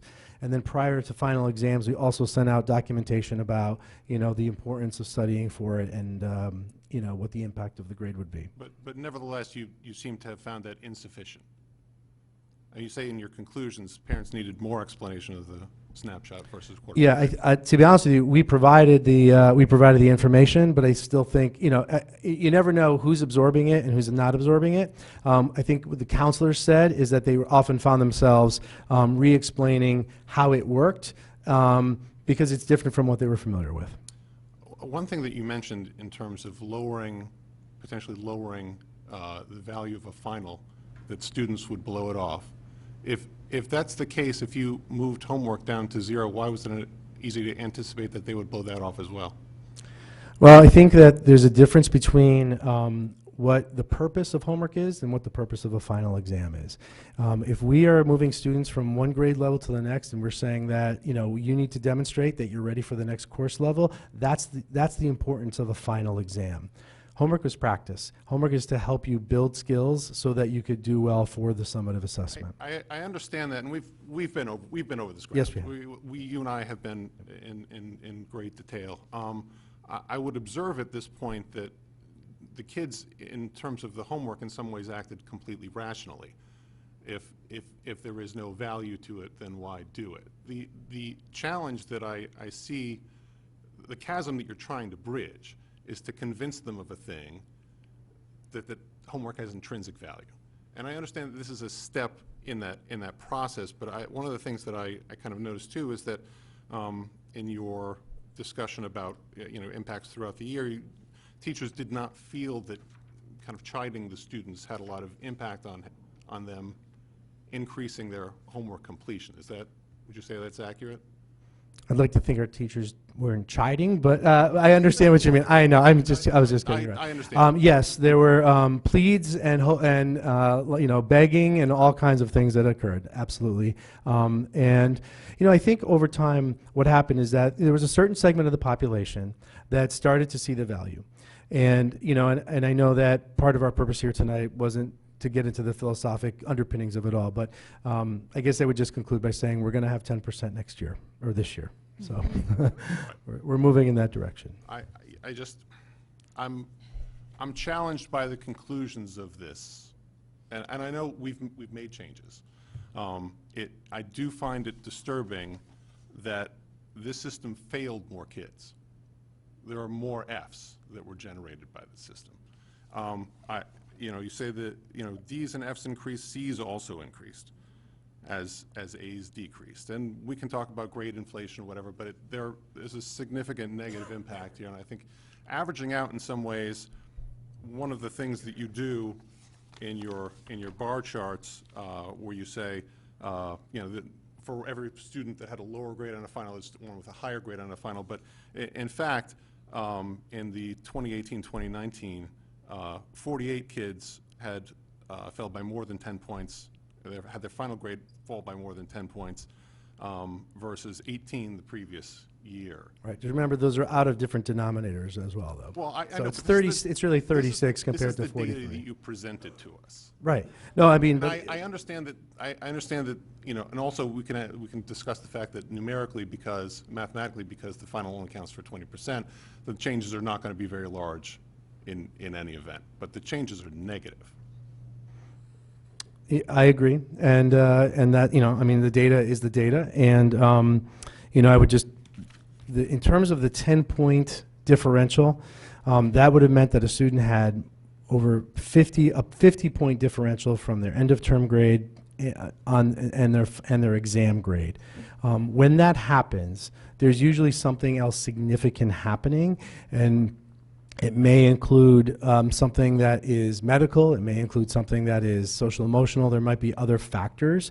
I think part of sharing with that particular piece of data is to show that when it's only 18 ten-thousandths of a percent that students that happen to, that it wasn't, thousands of students who fell dramatically with a 20%. No, but these are individual students. Let's not lose sight of that fact. Right, but it's almost the same percentage the year 2 years before.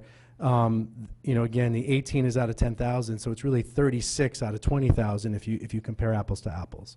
Do you feel like you have the tools, given this last year of experience, to help students, and parents for that matter, bridge that gap and get to the point where they will be able to see the value of homework more clearly and the value of homework completion more clearly? Are you confident that that's going to be the case this year? If we are, 10% is in the grade book, and therefore, if they are motivated by the grade, then that is something that is that's going to help them comply with doing their homework. But you still have the fundamental goal. I never got the sense that you abandoned the goal of wanting them to see the value of doing the work for the work's sake. Absolutely, you agree, and that is something that we will continually work with our teachers on in providing that information. That will be part, I think, of the mission of the Grading Practices Committee that we had talked about. Great. Just as a last point, I think we should see this next year as well. An update on this data. Okay. I'd just like to interject something here.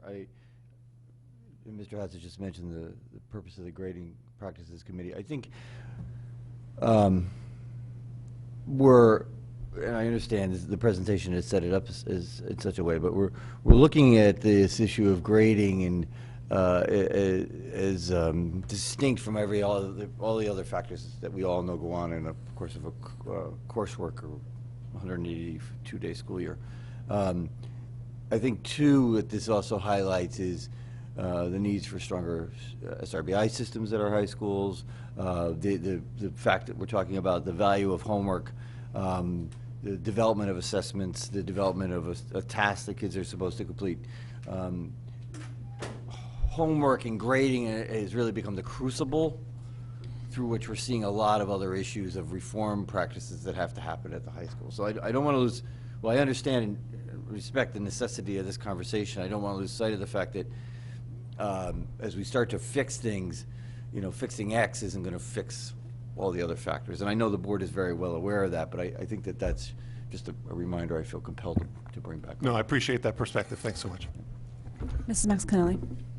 First of all, I just want to say thank you for the report. I know we have been eagerly waiting for it, and one thing I want to say that I very much appreciate the candor with which you reflected on what had happened, and that I hope that that's part of this being a safe environment. Everything we try, I know in the classroom, not everything I try works. I don't have to say mine in front of live TV, in front of the Board of Education, and you do. So I do appreciate the candor that's within this report. One question that I'd heard rumored, and I'm curious if any of it formed this, is there a reputation of grade inflation? Either that Fairfield specifically, either of the high schools, Fairfield County in general, was any of this directed towards that? Because that's certainly something I have heard referenced as rumor. I'll cutting to the chase, in other words. The fact that some of those grades went down, in some ways, would that be considered, yes, that may have happened, but in fact, that's probably appropriate?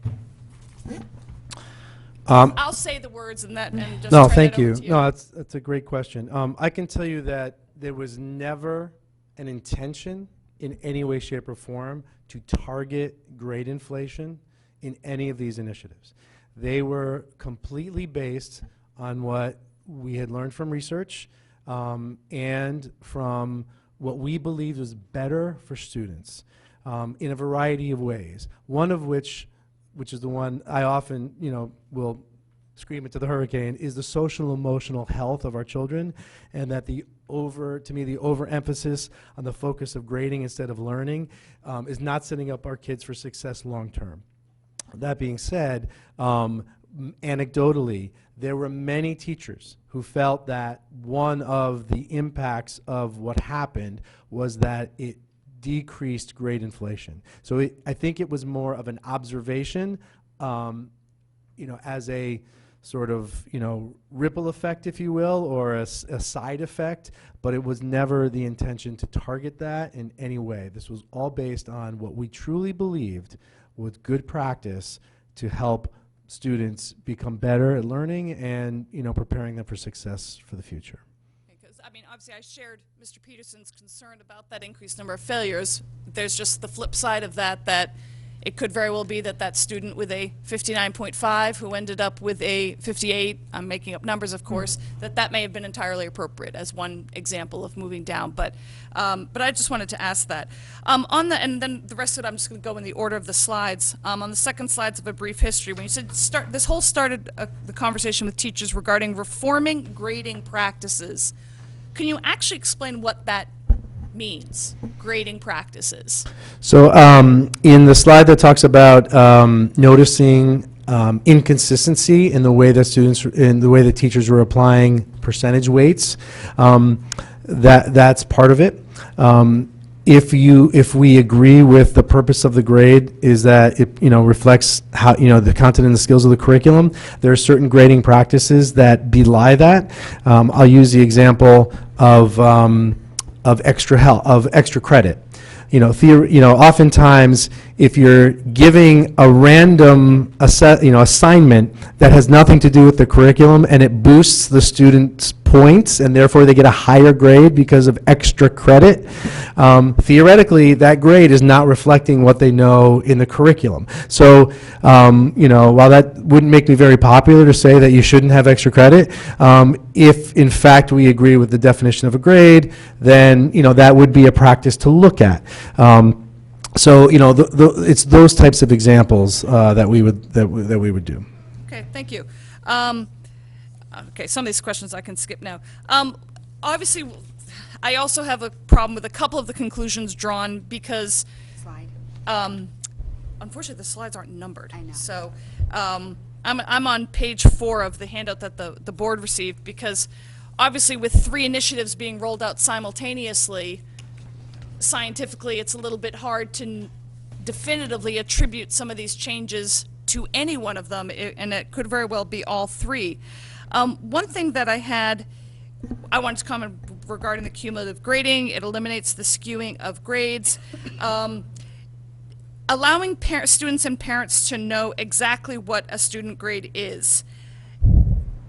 Was that truly an issue prior to tackling this? I mean, was that actually a problem? In some cases it was. I think that if we did a very in-depth analysis of teacher grade books internally, and what we saw were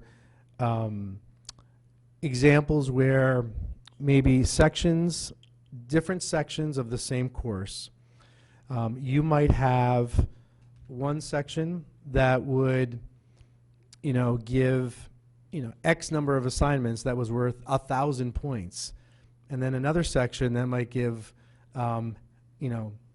X divided by 5 number of summatives, and only 200 points in a quarter. And so depending on how the grade was calculated, there were very large inconsistencies. So, and if a teacher just decided to, this is sort of due at the end of a quarter, so I'm not going to have time to grade it, so I'm gonna make it into the next quarter, or vice versa. I'm going to cram it in and try to get it all done and grade it quickly to get it into this quarter. There was all this jockeying back and forth about where that assessment landed, and therefore it might have had either a much bigger impact or a lesser impact depending on how many other assessments were in that quarter. So therefore that really was an issue. I don't think it's somebody ever pointed to and said, oh my goodness, this is such a glaring mistake, but just mathematically what is fairer for the kids, and that if you had a great quarter and you had 5 assessments and you had a really bad one with 3, you're going to be skewed toward the negative there. Okay, thank you. I'm on page 5 now. One thing that I know, part of these problems, we talk about students and parents knowing where they are. I will say that just an earnest plea to you as the administrators is to be on top of the teachers about getting their grades posted. For the past few years, for example, summer work, I've sometimes not seen the summer work grades until November. And that's part that if we want students to be aware of where they are, and for parents to be on top of them, that is of enormous value. And that's where that snapshot in November, I know, provided an impetus at that point. But meanwhile, it's 2 months of flying blind. Yep. I will say publicly that we are committing to teachers having a 2-week window to get grades posted in Infinite Campus, or 3 weeks if it's in particularly large project or paper, and that if that is an issue, that parents can reach out to us, and that's something we would definitely follow up on. We shared that with our faculties at the opening faculty meeting, so it was there. Yep. I think that you need to share that with parents also, to realize that if it's been 3 weeks and you haven't seen a grade, that they should feel comfortable reaching out to you or their student's counselor on that, because I think many parents see it and then just don't say anything, and then you wouldn't know necessarily. And I have more questions, but I actually have to take a segue to Mr. Cummings, because I believe this would be directed to you. Is that there have also been issues raised to me regarding middle school.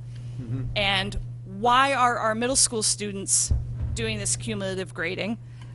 Because that feedback of a quarter grade, and middle school is where they can make mistakes. There's, aside from a couple of courses, and even then you can override, those grades are truly dipstick measure points. And let me start with this. Are they still getting report cards in middle school? Or Yes. is it now doing what the high schools are doing, where it's parents get the notification, hey, check in and you can get some comments?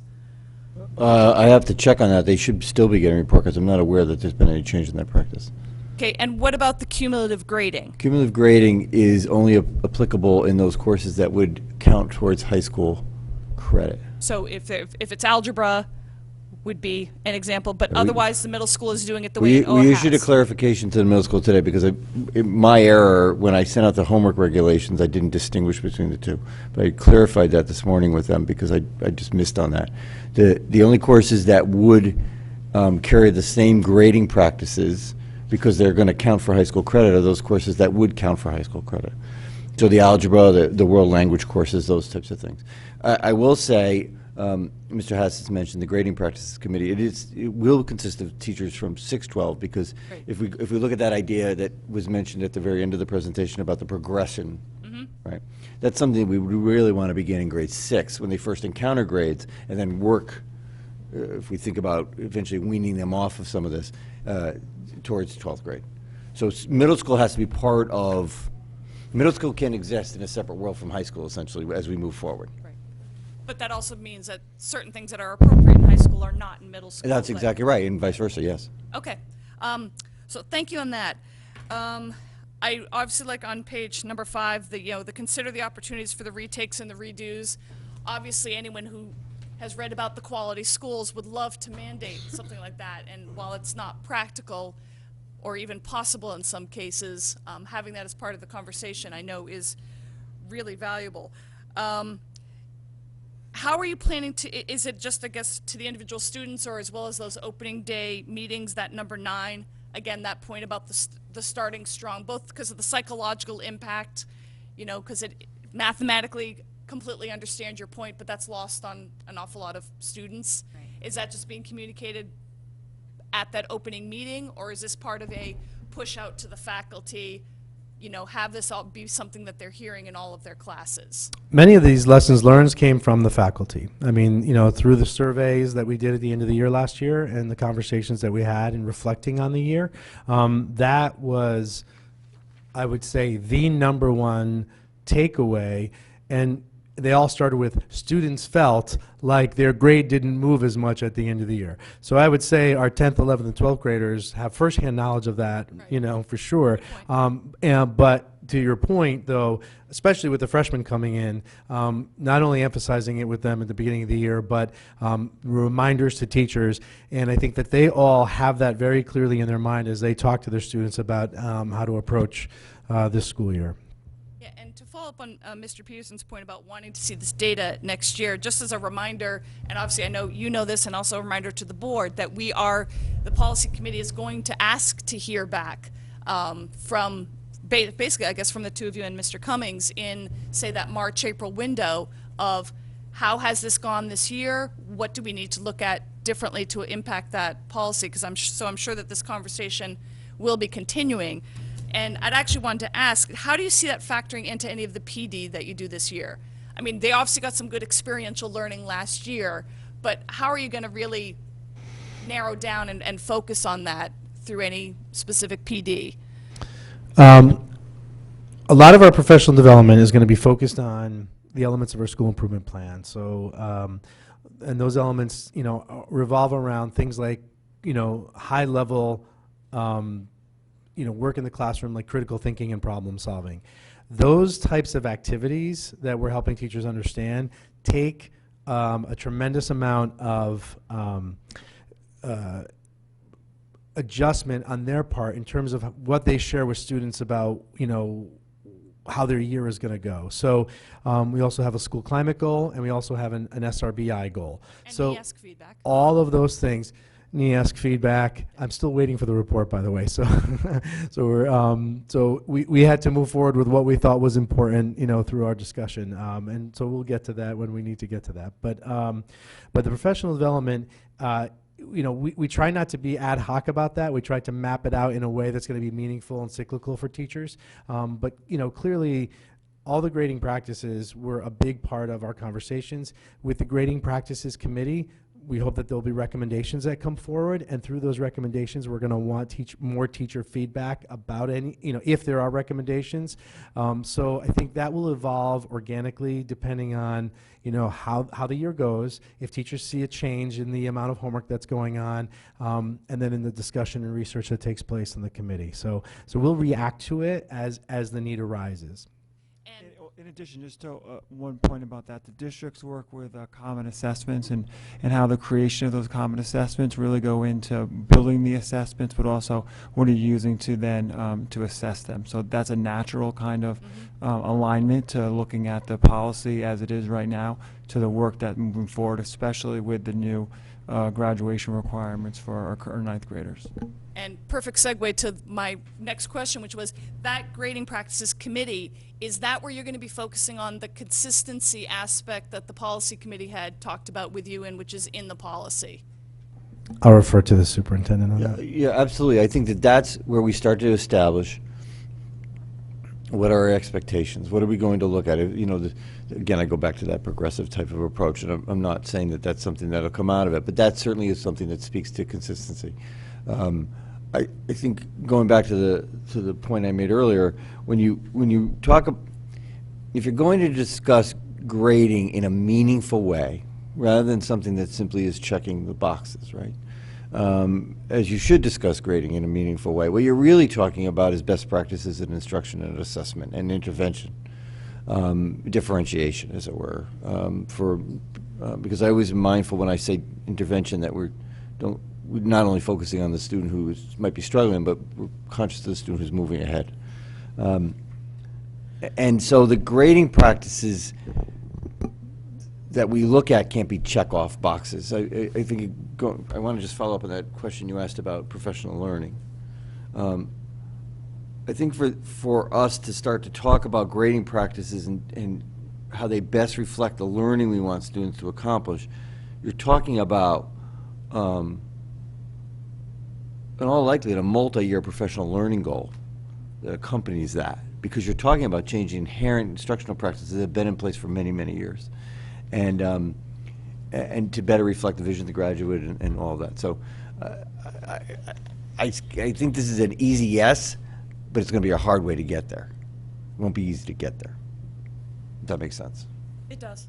Yeah. Again, if there were a silver bullet, we'd all have it. So yeah. I'd give them out free. Yeah. Yeah.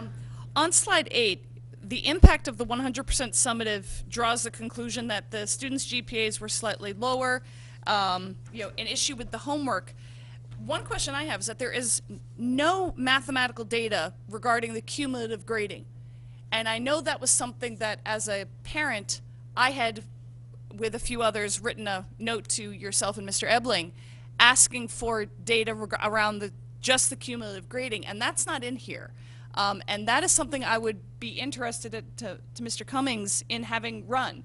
In other words, we have a track of the student's grade. We have the 3 snapshots at the end of what would have been a first quarter, second quarter, and third quarter grade with what would have been quarter marks, although I absolutely hear your point, Mr. Hatzis, regarding what teachers can do right at that end of that quarter of moving something off. So that would be a flaw in it. But in terms of if that also had an impact on student grades, we have no data one way or the other if we did that. So we have all the grades in Infinite Campus. Again, I assume something from last year can be recalled. And so a student who was at these points during the year, what would that average have been if there were not cumulative grading? That data is not in here. I think correct me if I remember this conversation with our IT staff correctly, but when we looked for that was not recorded at the moment. So let me actually make sure I understand what you're saying. So let's say the traditional mid-year break of January, right? That we compare January 2019, what kids had at that point as grades, to January of 2018, because in January of 2018 we recorded those. No. Okay. I'm talking about one student Yeah. who would have taken English, freshman English, and they had an average at the November snapshot point, who had an average in January, who had an average in March, who had a final average in June, done cumulatively. At those same checkpoints, had a class average, what if that final grade had been calculated using the old quarterly method? system. And The data just, there was no easy way for that to be extracted, because the new term grade includes everything up to that point. So it would have to be hand calculated, basically. You would have to you'd have to look at what assessments there were. So basically, it would be a whole lot of work for one kid, a whole lot of work for two kids. So there was no way to get a mass amount of data to really analyze that effectively. I mean, so that's and in the time frame, That's a great point. I hadn't thought of it that way, but we did try for that. I would be We did. curious if you took 5 sample students of a, typically in the A range, mixed BC range, but I think that would be useful to see, just taking, a sample size of 5 even, of what that looked like. Although I'm not saying that even if, I just think it would be good for us to know, although I do hear the points about in terms of the arguments in support of the cumulative grading. I am wrapping it up. I just have a couple more. Well, before I just wait, does anybody else have any questions about this? Yes.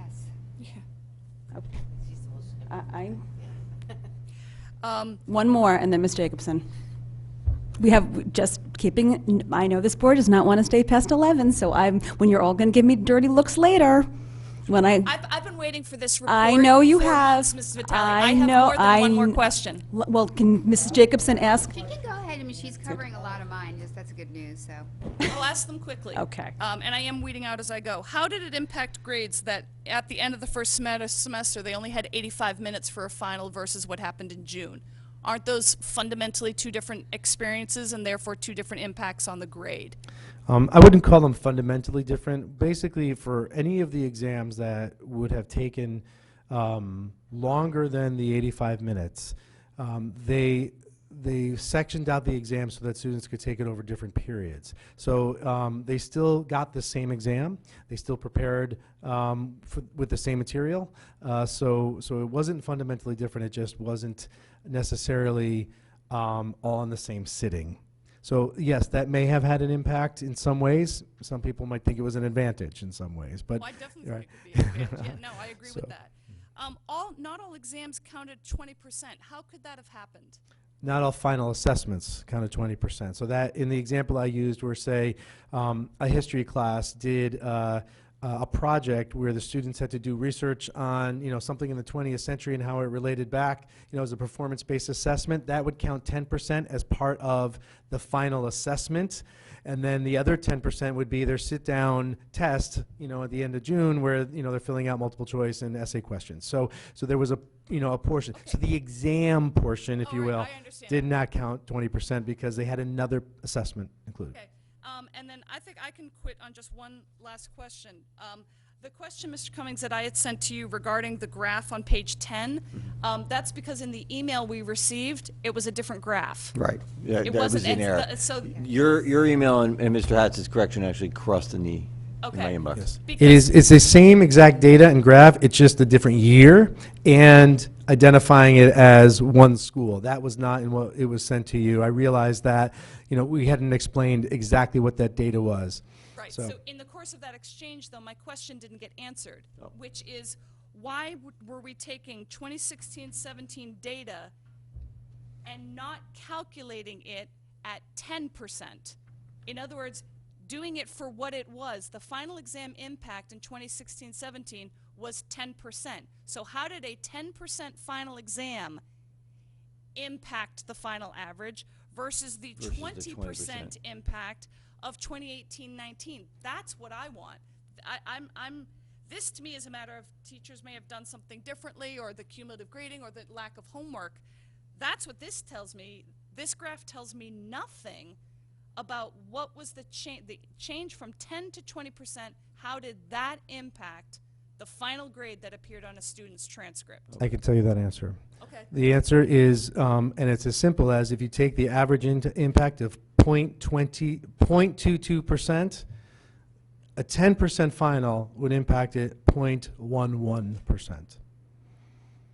So 1/10 of 1 point increase overall with all student grades when the final counted 10%.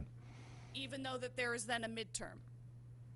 We had to, in order to see the impact of the 20%, the midterm was already counted in the full year grade. So the 80%, if you will, or the 90% that constituted the rest of the year, the midterm was already calculated as part of that. So the change then would be both the 20% and the midterm being taken out. So there are two things going on there then. Right. I can tell you that generally midterm grades lowered students' semester grades. I mean, if you just took the overall average, they often, you know, students tended to perform better on their final exams than their midterm exams. And that's totally anecdotal and observational, and I admit that. But that's been my experience. So that was part of the decision originally to eliminate midterm exams, is that it created so much stress around a short period of time and lots of unfair cramming of stuff.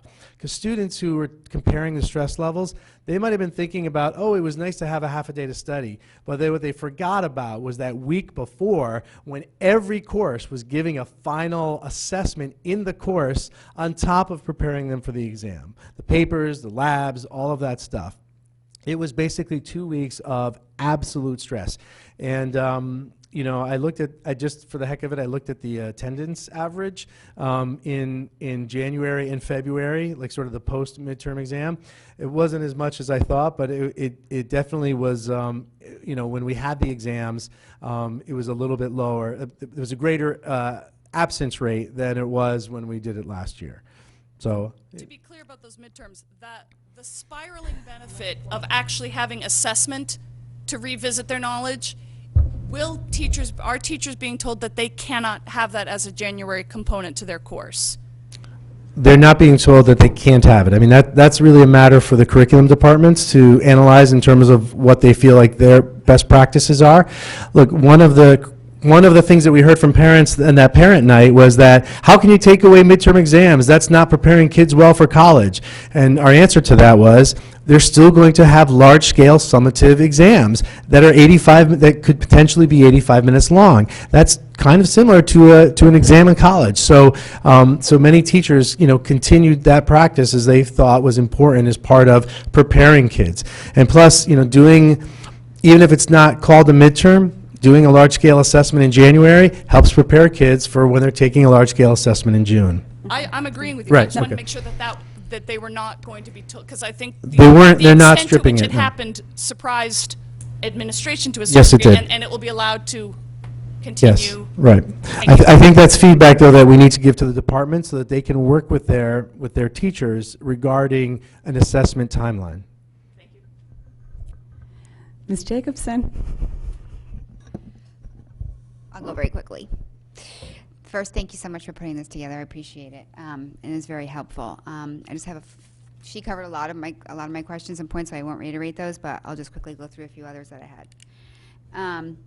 So in the brief history, again, I'm going by slide, the brief history page, I know that you looked at different approaches that were happening in the grade book and also consistency between courses and departments or not. And my question is, when you looked at the end of this year in the grade book, was there a different type of inconsistency? Number of assessments, how many formatives, how many, so in other words, we may have helped, did you find that maybe you helped consistency in these issues in one way, but maybe created an inconsistencies in other ways? So I would say that from the category standpoint, we went from, the Wild West to exactly the same, right? So there was a massive change from that regard. I think that one inconsistency that we might be able to point to is that teachers may have made the decision to include smaller type tasks in the summative category that one might categorize as homework. And what I want to be clear is that we never said to teachers, you can't grade homework. Okay, what was said was that if you're simply grading the behavior of turning it in, that does not belong in the summative. If you are grading it based on the content and the skills that are being assessed in the curriculum, and you can say it's a summative assessment because it's the result of a lot of instruction that's already been done. You know what a summative is, then it can go in the summative category. So they had leeway there. What I think that we saw is some teachers may have chosen to put things in the summative as a way to encourage the students to complete it. And and other teachers, you know, as a rule, did not do that. Okay, so I'm thinking that not now, obviously, but with this year's data that you do now have available, by digging into the differences between the numbers of assessments, there will probably shake out a place where it started to lean positive or negative, right? Like if you had smaller number, they were worth more. If you had a large, you couldn't move the needle. But somewhere in there, I would think that maybe in this committee that you'll be looking at that data is available, and that there would be an analysis at that level that there is this kind of sweet spot in terms of number, right? Because we know that the differences, there were big differences in the number of grades that went in, and how, even within the same courses, and how that shook out. Not a question for you to answer right now, but something that is food for thought that I break out. Thank you so much for the grading thing, because I was going to ask the same question about inputting grades. So if this process really does become where the grades got to be in, like, because it falls apart without it, really. So thank you for addressing that, and I'm super psyched to hear that. It was going to be one of my questions. Okay, so I'm going to skip a lot. I'm skipping a lot. I am. Let me just get to the thing. Can you explain a little bit more about what you meant about meaningful homework versus busy work homework? And now we all know what busy homework is, but there's obviously some feedback that you got here that students told you about homework that they felt was meaningful. Can you just shed a little bit more light on the word meaningful? Sure. I think that when, well, I'm going to refer to the homework policy. One of the things that was mentioned in those conversations was that students knew the purpose of it, that students understood the value of it, and you know, from the standpoint of how many points is this worth, but more importantly, you know, how does this help me learn? And when they made those connections, and you know, there are certain assignments that are definitely geared toward building toward a bigger understanding, or this end product is so big, how am I going to tackle it? And this particular assignment was very clear to them how it gradually got them there, that those were things that they didn't want to miss out on, right? So I think you tend to see in maybe subjects like math and world language when there's a lot more rote practice, which is necessary for them to, you know, process that information. You know, sometimes students don't see that as meaningful. Okay, thank you very much. I just wanted to have what their viewpoint on that was. The midterms. I'm wondering, I had the same question as Jen a little bit about the data in terms of the midterms, because as you said, some students did kind of have the equivalent of a midterm. And it was a cumulative, large January assessment, even though we're not calling it midterms, without the benefit of getting out early, still had to go to class, still had other homework to do for, et cetera, and others didn't have that. So I'm wondering, as we go forward and you're studying these issues, if you could break out those who did have that cumulative exam in the middle and how that impacted the final grade versus those who didn't. Because I mean, or maybe you already know the answer to that. That big summative assessment isn't impacting final grade at all, and therefore we should just forget all that in the middle, or it is helping them get better grades in the middle, and that we should apply that more rigorously. I think that would be really hard to conclude, because there are so many different circumstances, right? If one student had several of those experiences, for instance, many of these students with multiple AP courses were the ones that were feeling it more in the month of January, whereas many other classes, they felt such relief, you know, kids who had different types of courses, they felt such relief because, you know, they might have had one in the first week of January and then one in the third week of January and one in the first week of February, and it wasn't really, and they weren't as, they didn't feel that they were as impactful. because a lot of the teachers chose to have those grades just go in the, there wasn't, like, there's not like a midterm spot in the grade book anymore. So they went into the term grades. So again, depending on where students were and what class they were in, that I think would be hard. We can take a look, and again, I think we can get some anecdotal data from the teachers on that, but thank you for asking. Do we have, I'm going to fire my up. Do we have the middle school data? Or what? For the cumulative grading from last year? Because that's not in this presentation. Can we have that? How did our middle schoolers do under this? It's like the year before to last year? They, yeah, we can get that. I just don't know how long the timeline would be. No, and I'm not saying immediately. I'm just saying in part of the process, because I think it'd be interesting to see if there was a bigger difference at the middle school level than there was at the high school level in any of these areas. And that should be available. And then the last thing I'll ask for, and then I will stop, is since we now have the 17-18 data for both FLHS and Ward, can we get rid of the 16-17 slide and put the 17-18 so it'll be an apples to apples? Because right now it's not really an apples to apples chart. So in other words, we have the 17-18 and we have the 18-19 for both high schools. The 17-18, we were still under the prior system. And you know, again, it was just a matter of us trying to do our the 16-17 data was trying to do our due diligence to look at if we extrapolate the 10% final and make it 20%, how do we see that that's going to impact? It will likely be very similar.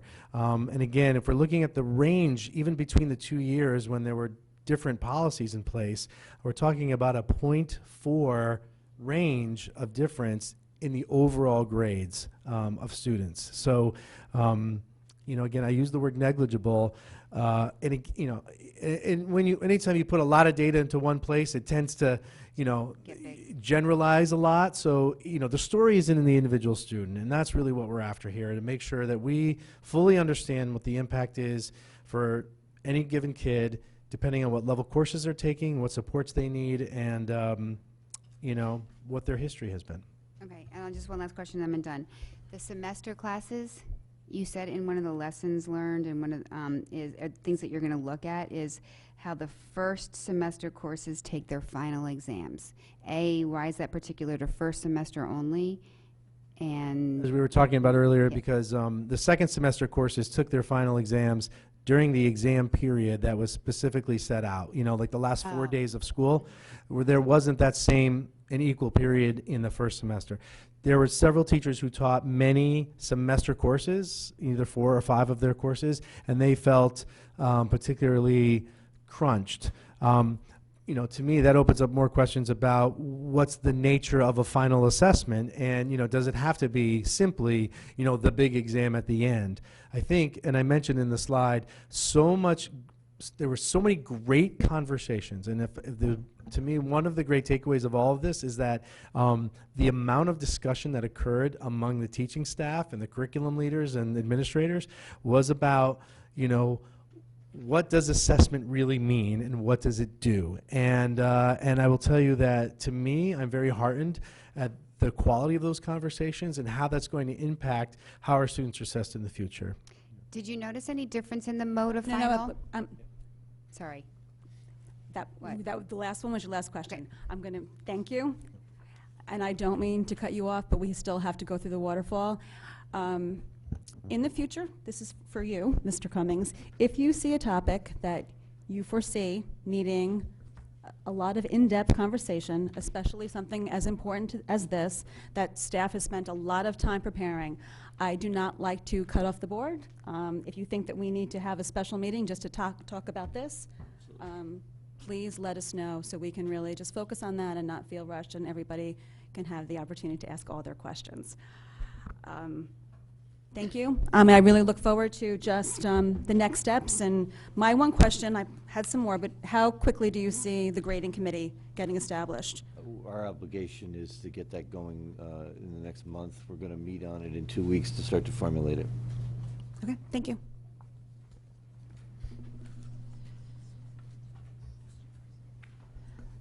Okay. Approval of the CSDE authorized signature change form for the Bureau of Health, Nutrition, Family Services, and Adult Education. Mrs. Munsell, you may recall we just did this for Dr. Tracy. It is the same thing. We just now need to change to have Mr. Cummings. Can I have a motion? Ms. Pitko, seconded by Mrs. Gerber. No public comment on this. Any discussion, questions? All in favor? Motion passes 9-0.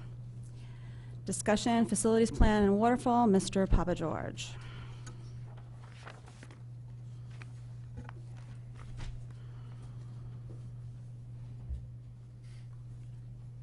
Can I just, if I can, I just want to introduce this for a second. I spoke with Mr. Papa George prior to tonight's meeting, just to talk a little bit about the waterfall. And just very briefly, I want to highlight, this is going to look different than the version you had seen earlier, and there's a couple reasons for that. I think one, obviously with Mr. Papa George taking over from Mr. Curran after a number of years in that role, what we see here is a reflection of a fresh set of eyes on this. But I think the other part of that is, more so than in the past, Mr. Papa George took a team approach with his leadership group around this, got more input than has necessarily been gathered in the past in order to make some determinations of what you'll be talking about tonight. So I just want to frame that, what you're going to see against that change. So, with that said, that's it. Okay. So I don't know if the best way to do this is to open for questions, or if you'd like me to go through each project listed here, or I don't know what the format is. Based on the time, I'm not sure. Yeah. Do you have a question? That approach would work. Can you do a quick just recap just of major changes? So major changes. I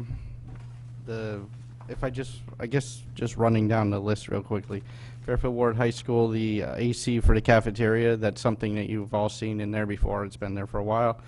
The Fairfield Ward High School Music Suite HVAC Art Rooftop Unit, that was added this year based on some information I had from Mr. Cullen on his way out. We put that in there. However, just recently we've had this system evaluated by our in-house HVAC technicians and our subcontractors as well, and I'm being told that even though there was some supporting information to replace this unit, they don't feel that it is necessary. They were able to make some necessary repairs to it, so I'm waiting for a full report back. So that may actually be able to come off of the waterfall before it goes out to the town. Moving down the list, the Fairfield Woods Middle School elevator. Excuse me. This is something that I'm sure you all heard about last year with the problems with the students and going outside that we had to stop. So it was something Mr. Cullen tried to get done this summer. However, it wasn't a funded project, but during the bidding process, we had a company come in, look at the elevator, and they were able to get it up and running for us, and we signed a contract for them to run the preventative maintenance on this elevator for the entire school year to keep it running for us so that we can put it out to bid properly with funding. Let's see. Mill Hill BMS controls, the only change there is the school. We changed that from Jennings to Mill Hill. The reason being is that the Mill Hill system is a FX60 system, which is no longer supported by Johnson Control, and the system went down on us over the summer. We are actually using equipment on loan from Johnson Control to run the building at this point. So they've agreed to allow us to continue using it throughout the year and maintain it.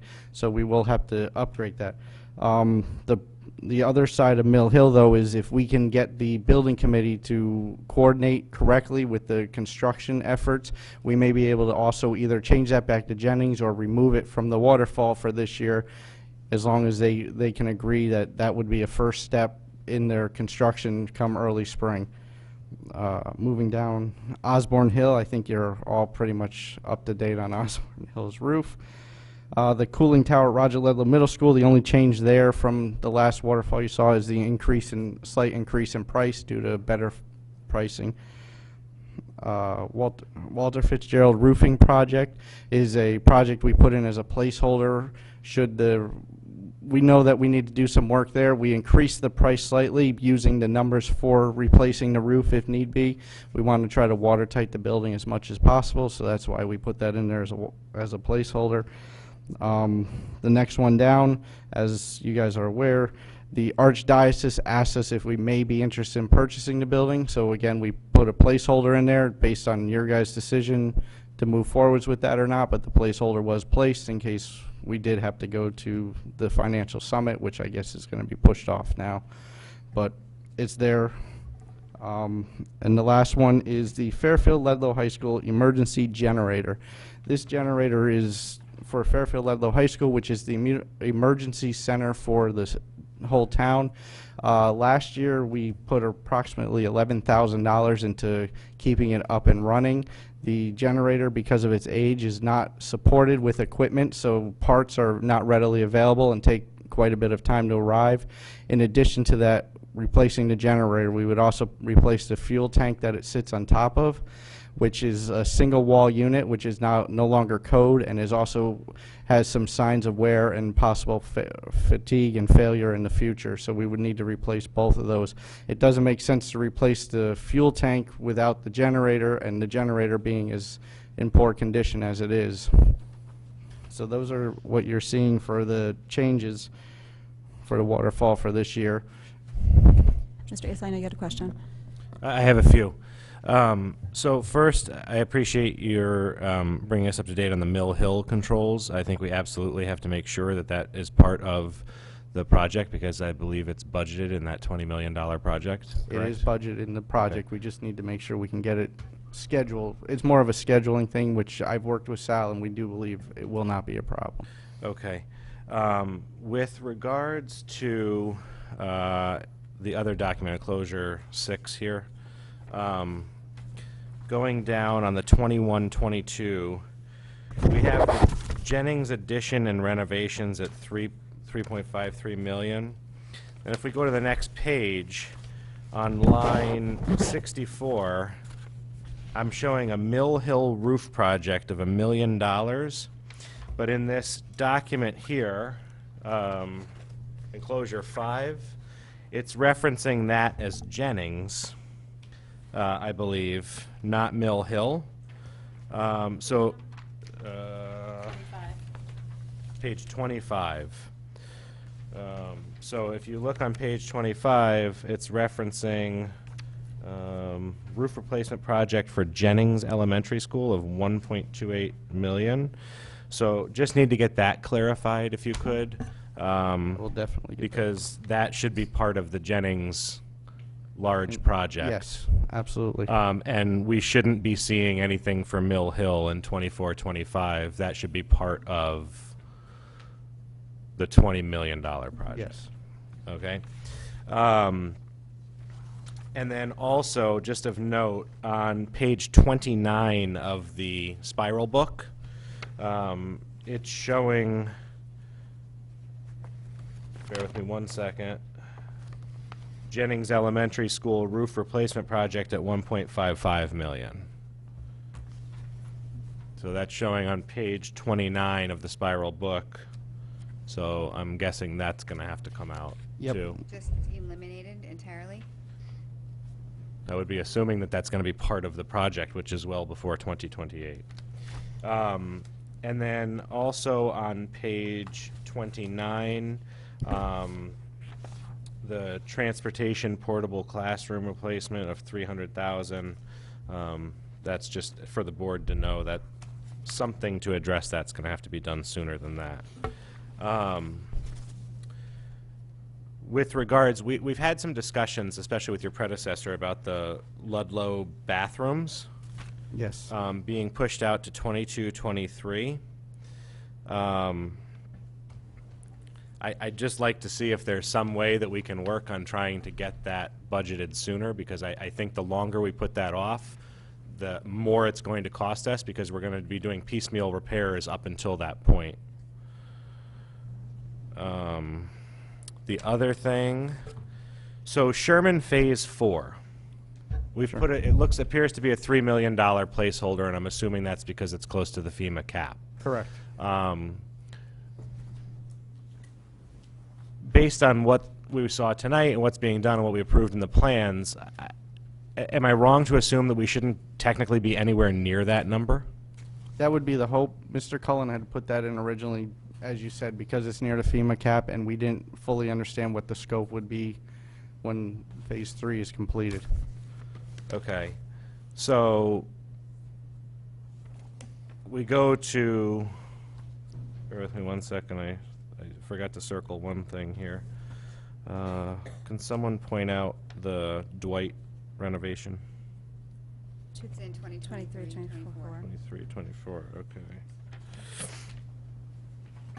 Okay, 5.681, and then when I looked in this, in the spiral book as to what it encompassed, based on your experience and our previous experiences of projects in the last 5 years, how confident are we on that number, or should we be now planning for a larger number, so when we go to the plan for this and we present to the Board of Finance and whatever else we do, we're looking at real numbers? Because clearly the last couple projects have come in way higher than what we had budgeted for years ago. Can you tell me what line you're on? I'm sorry. Line 59 of enclosure 6.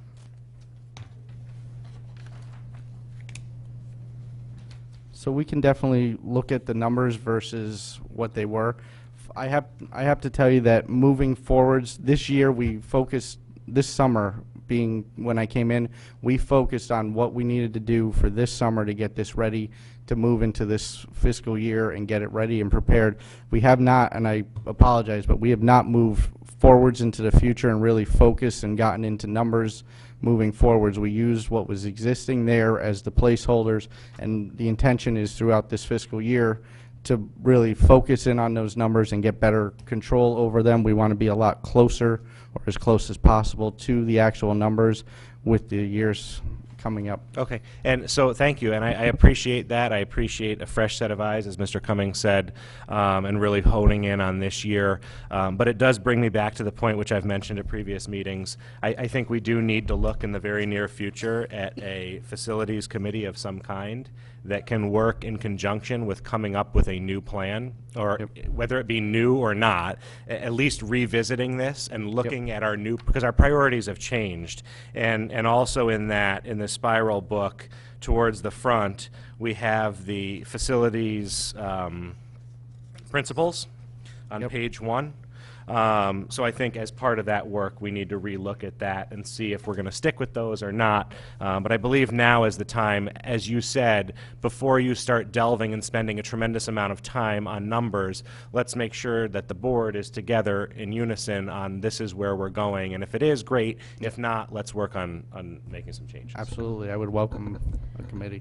Thank you. And I think in the short term, Ms. Leeper, we can go through the numbers that are on the spreadsheet now, and Finance Committee in the upcoming months, just to maybe spend some more time, because I know that you unfortunately get the end of our meetings, and very often we're kind of rushed through. So just some time that we can sit down and kind of delve into it a little bit deeper.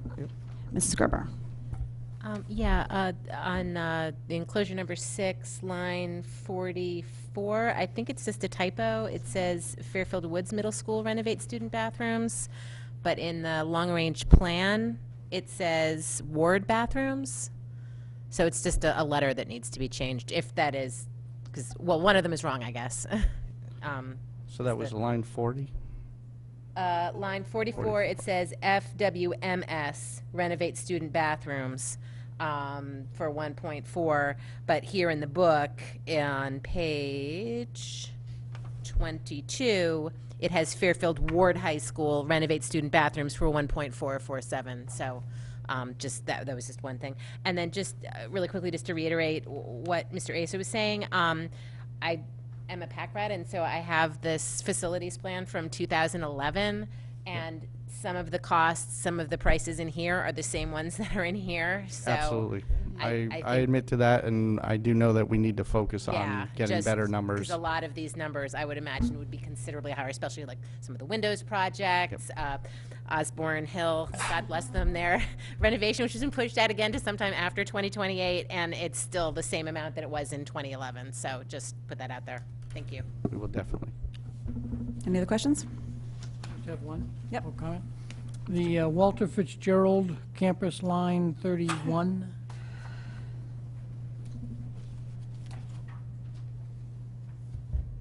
Yes.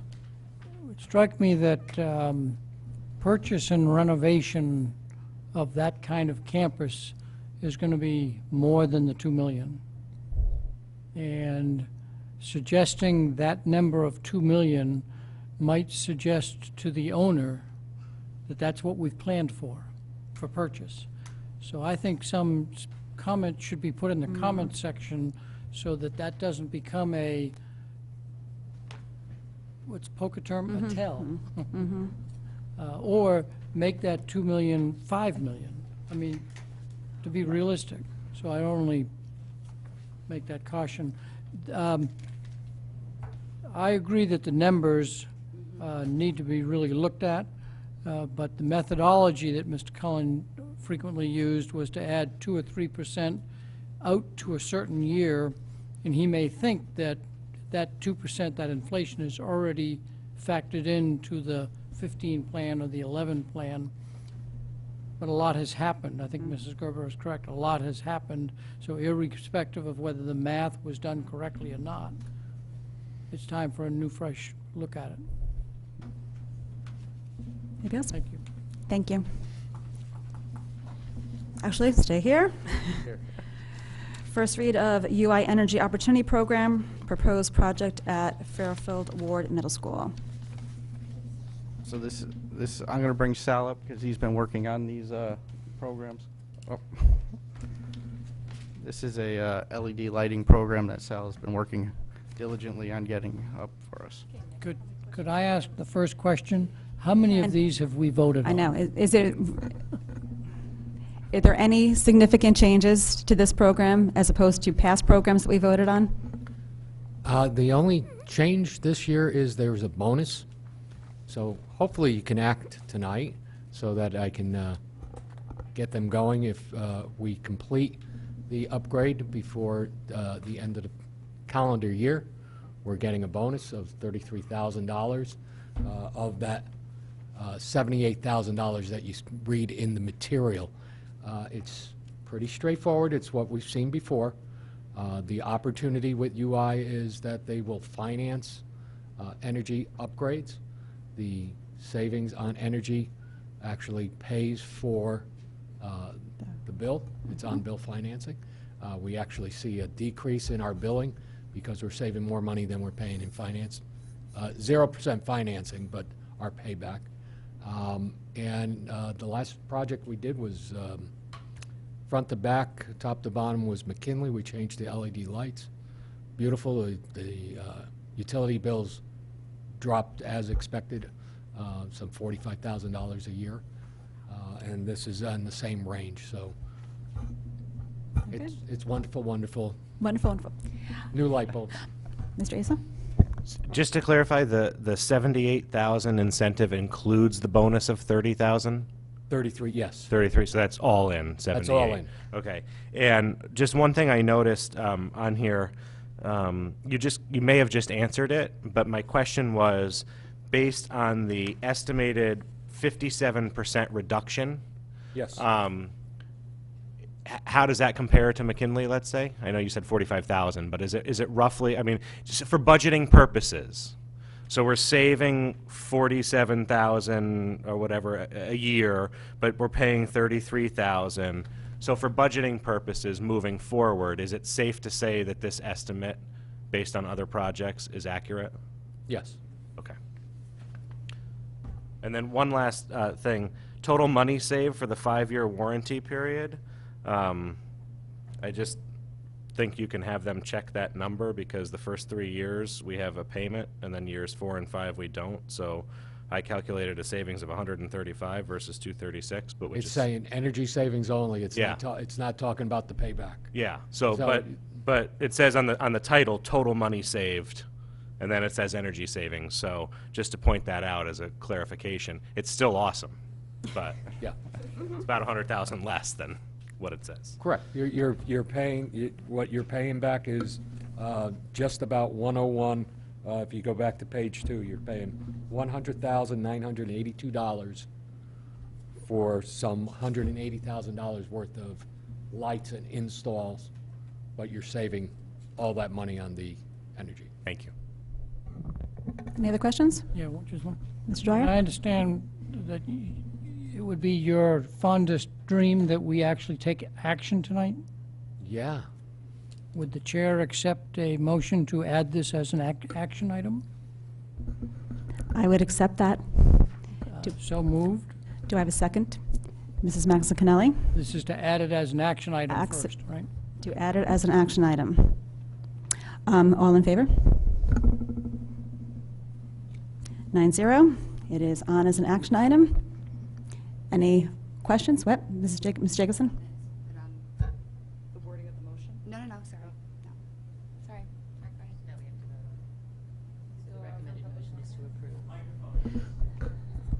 The recommended motion would be to approve the UI Energy Opportunity Program for Fairfield Woods Middle School.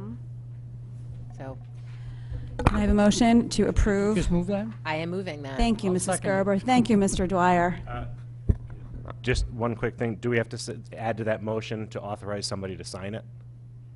Included in the wording? Sal? That would close it all out, sure. That would tie it all together. Okay, so the motion would be to approve the UI Energy Opportunity Program for Fairfield Woods Middle School. And authorize the... Executed by... Authorize the Executive Director of Operations to sign the And to... sign the contract. Or so just to authorize the Executive Director of Operations to sign? That's Sign the contract. to execute? Sign the contract. all To execute the contract. To execute the contract. close enough. Okay, so the motion is to approve the UI Energy Opportunity Program for Fairfield Woods Middle School and to authorize the Executive Director of Operations to execute the contract. Can I have a motion? No. That was I made That the was motion. She's just I'm restating restating the it. motion. So Okay. I made it, he seconded it. I'm fading fast here, guys. Any public on this new motion? No. Okay. Back to the board. All in favor? Motion passes 9-0. Thank you. You're welcome. Superintendent's report. minutes. No, oh, minutes. All right.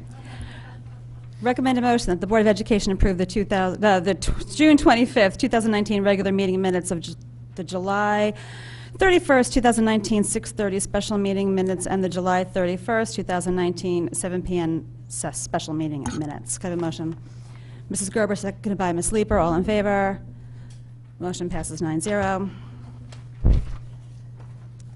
Superintendent's report. Okay, real quick, I have something just to report, and then I'm going to ask Ms. Deasy to talk over the summative, legislative summary, as well as Mr. Papageorge is going to pop back up again because we want to just have a summer work review done quickly. But real quick, my point of information is that all bus drivers this year have been trained on recognizing anaphylaxis and the administration of epinephrine auto-injectors for students with known life-threatening food allergies. I just wanted people to be aware of that.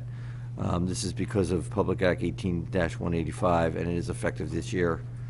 So this obviously closes an important safety gap for students traveling back and forth to schools, with the bus drivers now being able to carry them. And students, I think this is widely known, but students can carry their EpiPens with them as well now. That's all been approved in the legislation. Okay, parents definitely make an effort to the school's starting to make sure that the kids on the bus know the bus driver knows the kids on the bus, kids who might be carrying these things. So they were just closing the circle one more time. Ms. Deasy. So there was a legislative update packet, and that went out to you guys last week. I'm happy to answer any questions on it. In the interest of time, the only major issue that we're taking up with policy committee at the moment is with the act concerning the improvement of child development through play, and we'll be updating our physical exercise and discipline policy to reflect the changes in the law. Other than that, there are significant changes we'll have to make to our bullying and harassment policies, but that's not until 2021. So we have some time on that. Any questions for Ms. Teasy?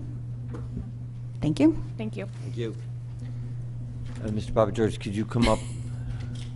I don't know why you went back. But if you get summer work update, and I think probably given the interest of time, for the board's and the public's interest, is there anything we need to be worried about with school starting in 2 days? Worried 36 about. hours. No. Short answer. Couple of things that are running tight are our upgrade to our Cat 6 system at Woods Middle School, but that should be completed by tomorrow evening.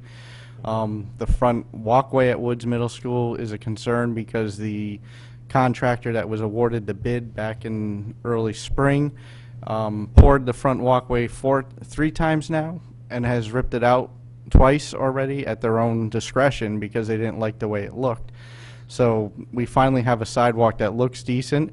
However, we still do not have railings for the front walkway up the stairs. We have reached out many times to the contractor, who is no longer in the country, is what we're being told. So we are working to figure out a way around that. The stairs are still functional, they're still usable, the front entranceway is usable, we just do not have the railings at this time. If people are uncomfortable with that, we do have there is the ADA ramp on the side there that is usable. So we are just working on getting the railings there, which we're hopeful will show up tomorrow. That's the big. Just very briefly, in the past, sometimes with this update, we would actually get a hard copy list of those projects that were done. If it would be possible for us to get that in a Friday packet or something, I'd appreciate it. Yeah, we can definitely do that. I'm sorry, I wasn't aware that I was going to give this update, so I would have gotten that for you. You've been a little busy. A little busy But today. the list is important because it is always an impressive list that you and your staff got done. So it's good to toot our horn every once in a while for the staff who work so hard for us. Definitely. We will get that list to you. I've not changed the format. We've still used Mr. Cullen's format. It's worked out very good. The only thing we have done is added colors, so all our supervisors now have their own color and they can look at it quickly and know if it's their project or not. Okay. And thank you. Thank you for all your work this summer. Thank you. Any committee or liaison reports? Nope. Just very briefly, policy met yesterday, and policy is meeting again next Tuesday. I do anticipate, I'm frequently wrong, but I do anticipate both a policy coming, the one that Ms. Deasy referenced, as well as the Board of Ed handbook. Very decent chance that we will vote that out of policy next week. A heads up to you that that's over 30 pages, so hope people can give it a few minutes. Anyone else? Open board comment? Mr. Peterson. I just want to acknowledge very quickly that Dr. Tony Jones has joined our wall of fame here in the conference room. We unfortunately did not get a chance to say goodbye to her at our last meeting in June, but I do think that it's a nice tribute to have her there. She had a very important impact on our students in our district, and I, for one, wish her well, and I'm sure everyone else on the board does as well. Mrs. Gerber. Just really quickly wanted to say that as Mrs. Vitale and I were at the convocation yesterday, it was my 8th year of going to convocation, and it was an absolutely fantastic one, and I just want to give a really huge shout out to Mr. Cummings. He totally had the audience in the palm of his hand. They were laughing at his jokes. They were quiet when he was doing something serious. He was walking around like Tony Robbins with his microphone. It was such a great thing. I was so excited. It made me want to like go back to school and become a teacher and come work here in Fairfield. So thank you so much. It was really terrific. And I don't know if it's been, was it taped by any chance, Mrs. Brent? Oh, it's such a shame because it was such a great presentation, and it just made me really hyped up and excited. So thank you for that. Thank you for coming. Mr. Dwyer?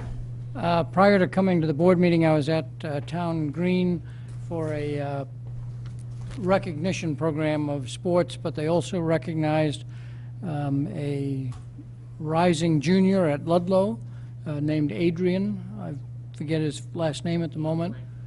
Blank. Aiden Blank, who started broadcasting Bluefish games when he was young, and he would just talk into a Coke bottle or something. And if you've gone to Ludlow games, you see him on the side doing a play-by-play of the sports. And he was invited by ESPN to broadcast one of the Little League games in Williamsport, and they recognized him for his talent and work. And I think it's just another example of the various talents that our students display and bring fame and recognition to this school district. I went to a census meeting today in Norwalk that was held by the Lieutenant Governor and Representative Himes. We are starting to count in 2020. It is very important that everyone gets counted, just for funding, for education, and for representation. I have some information which I will pass on to the school district on how we can get just students involved and reach out to all of our families. And just wanted to share that. And the town is forming a committee also. Public comment. If any members of the public would like to make comment. Seeing none, motion to adjourn. Mr. Asa, second by Ms. Jacobson. All in favor? Motion passes 9-0.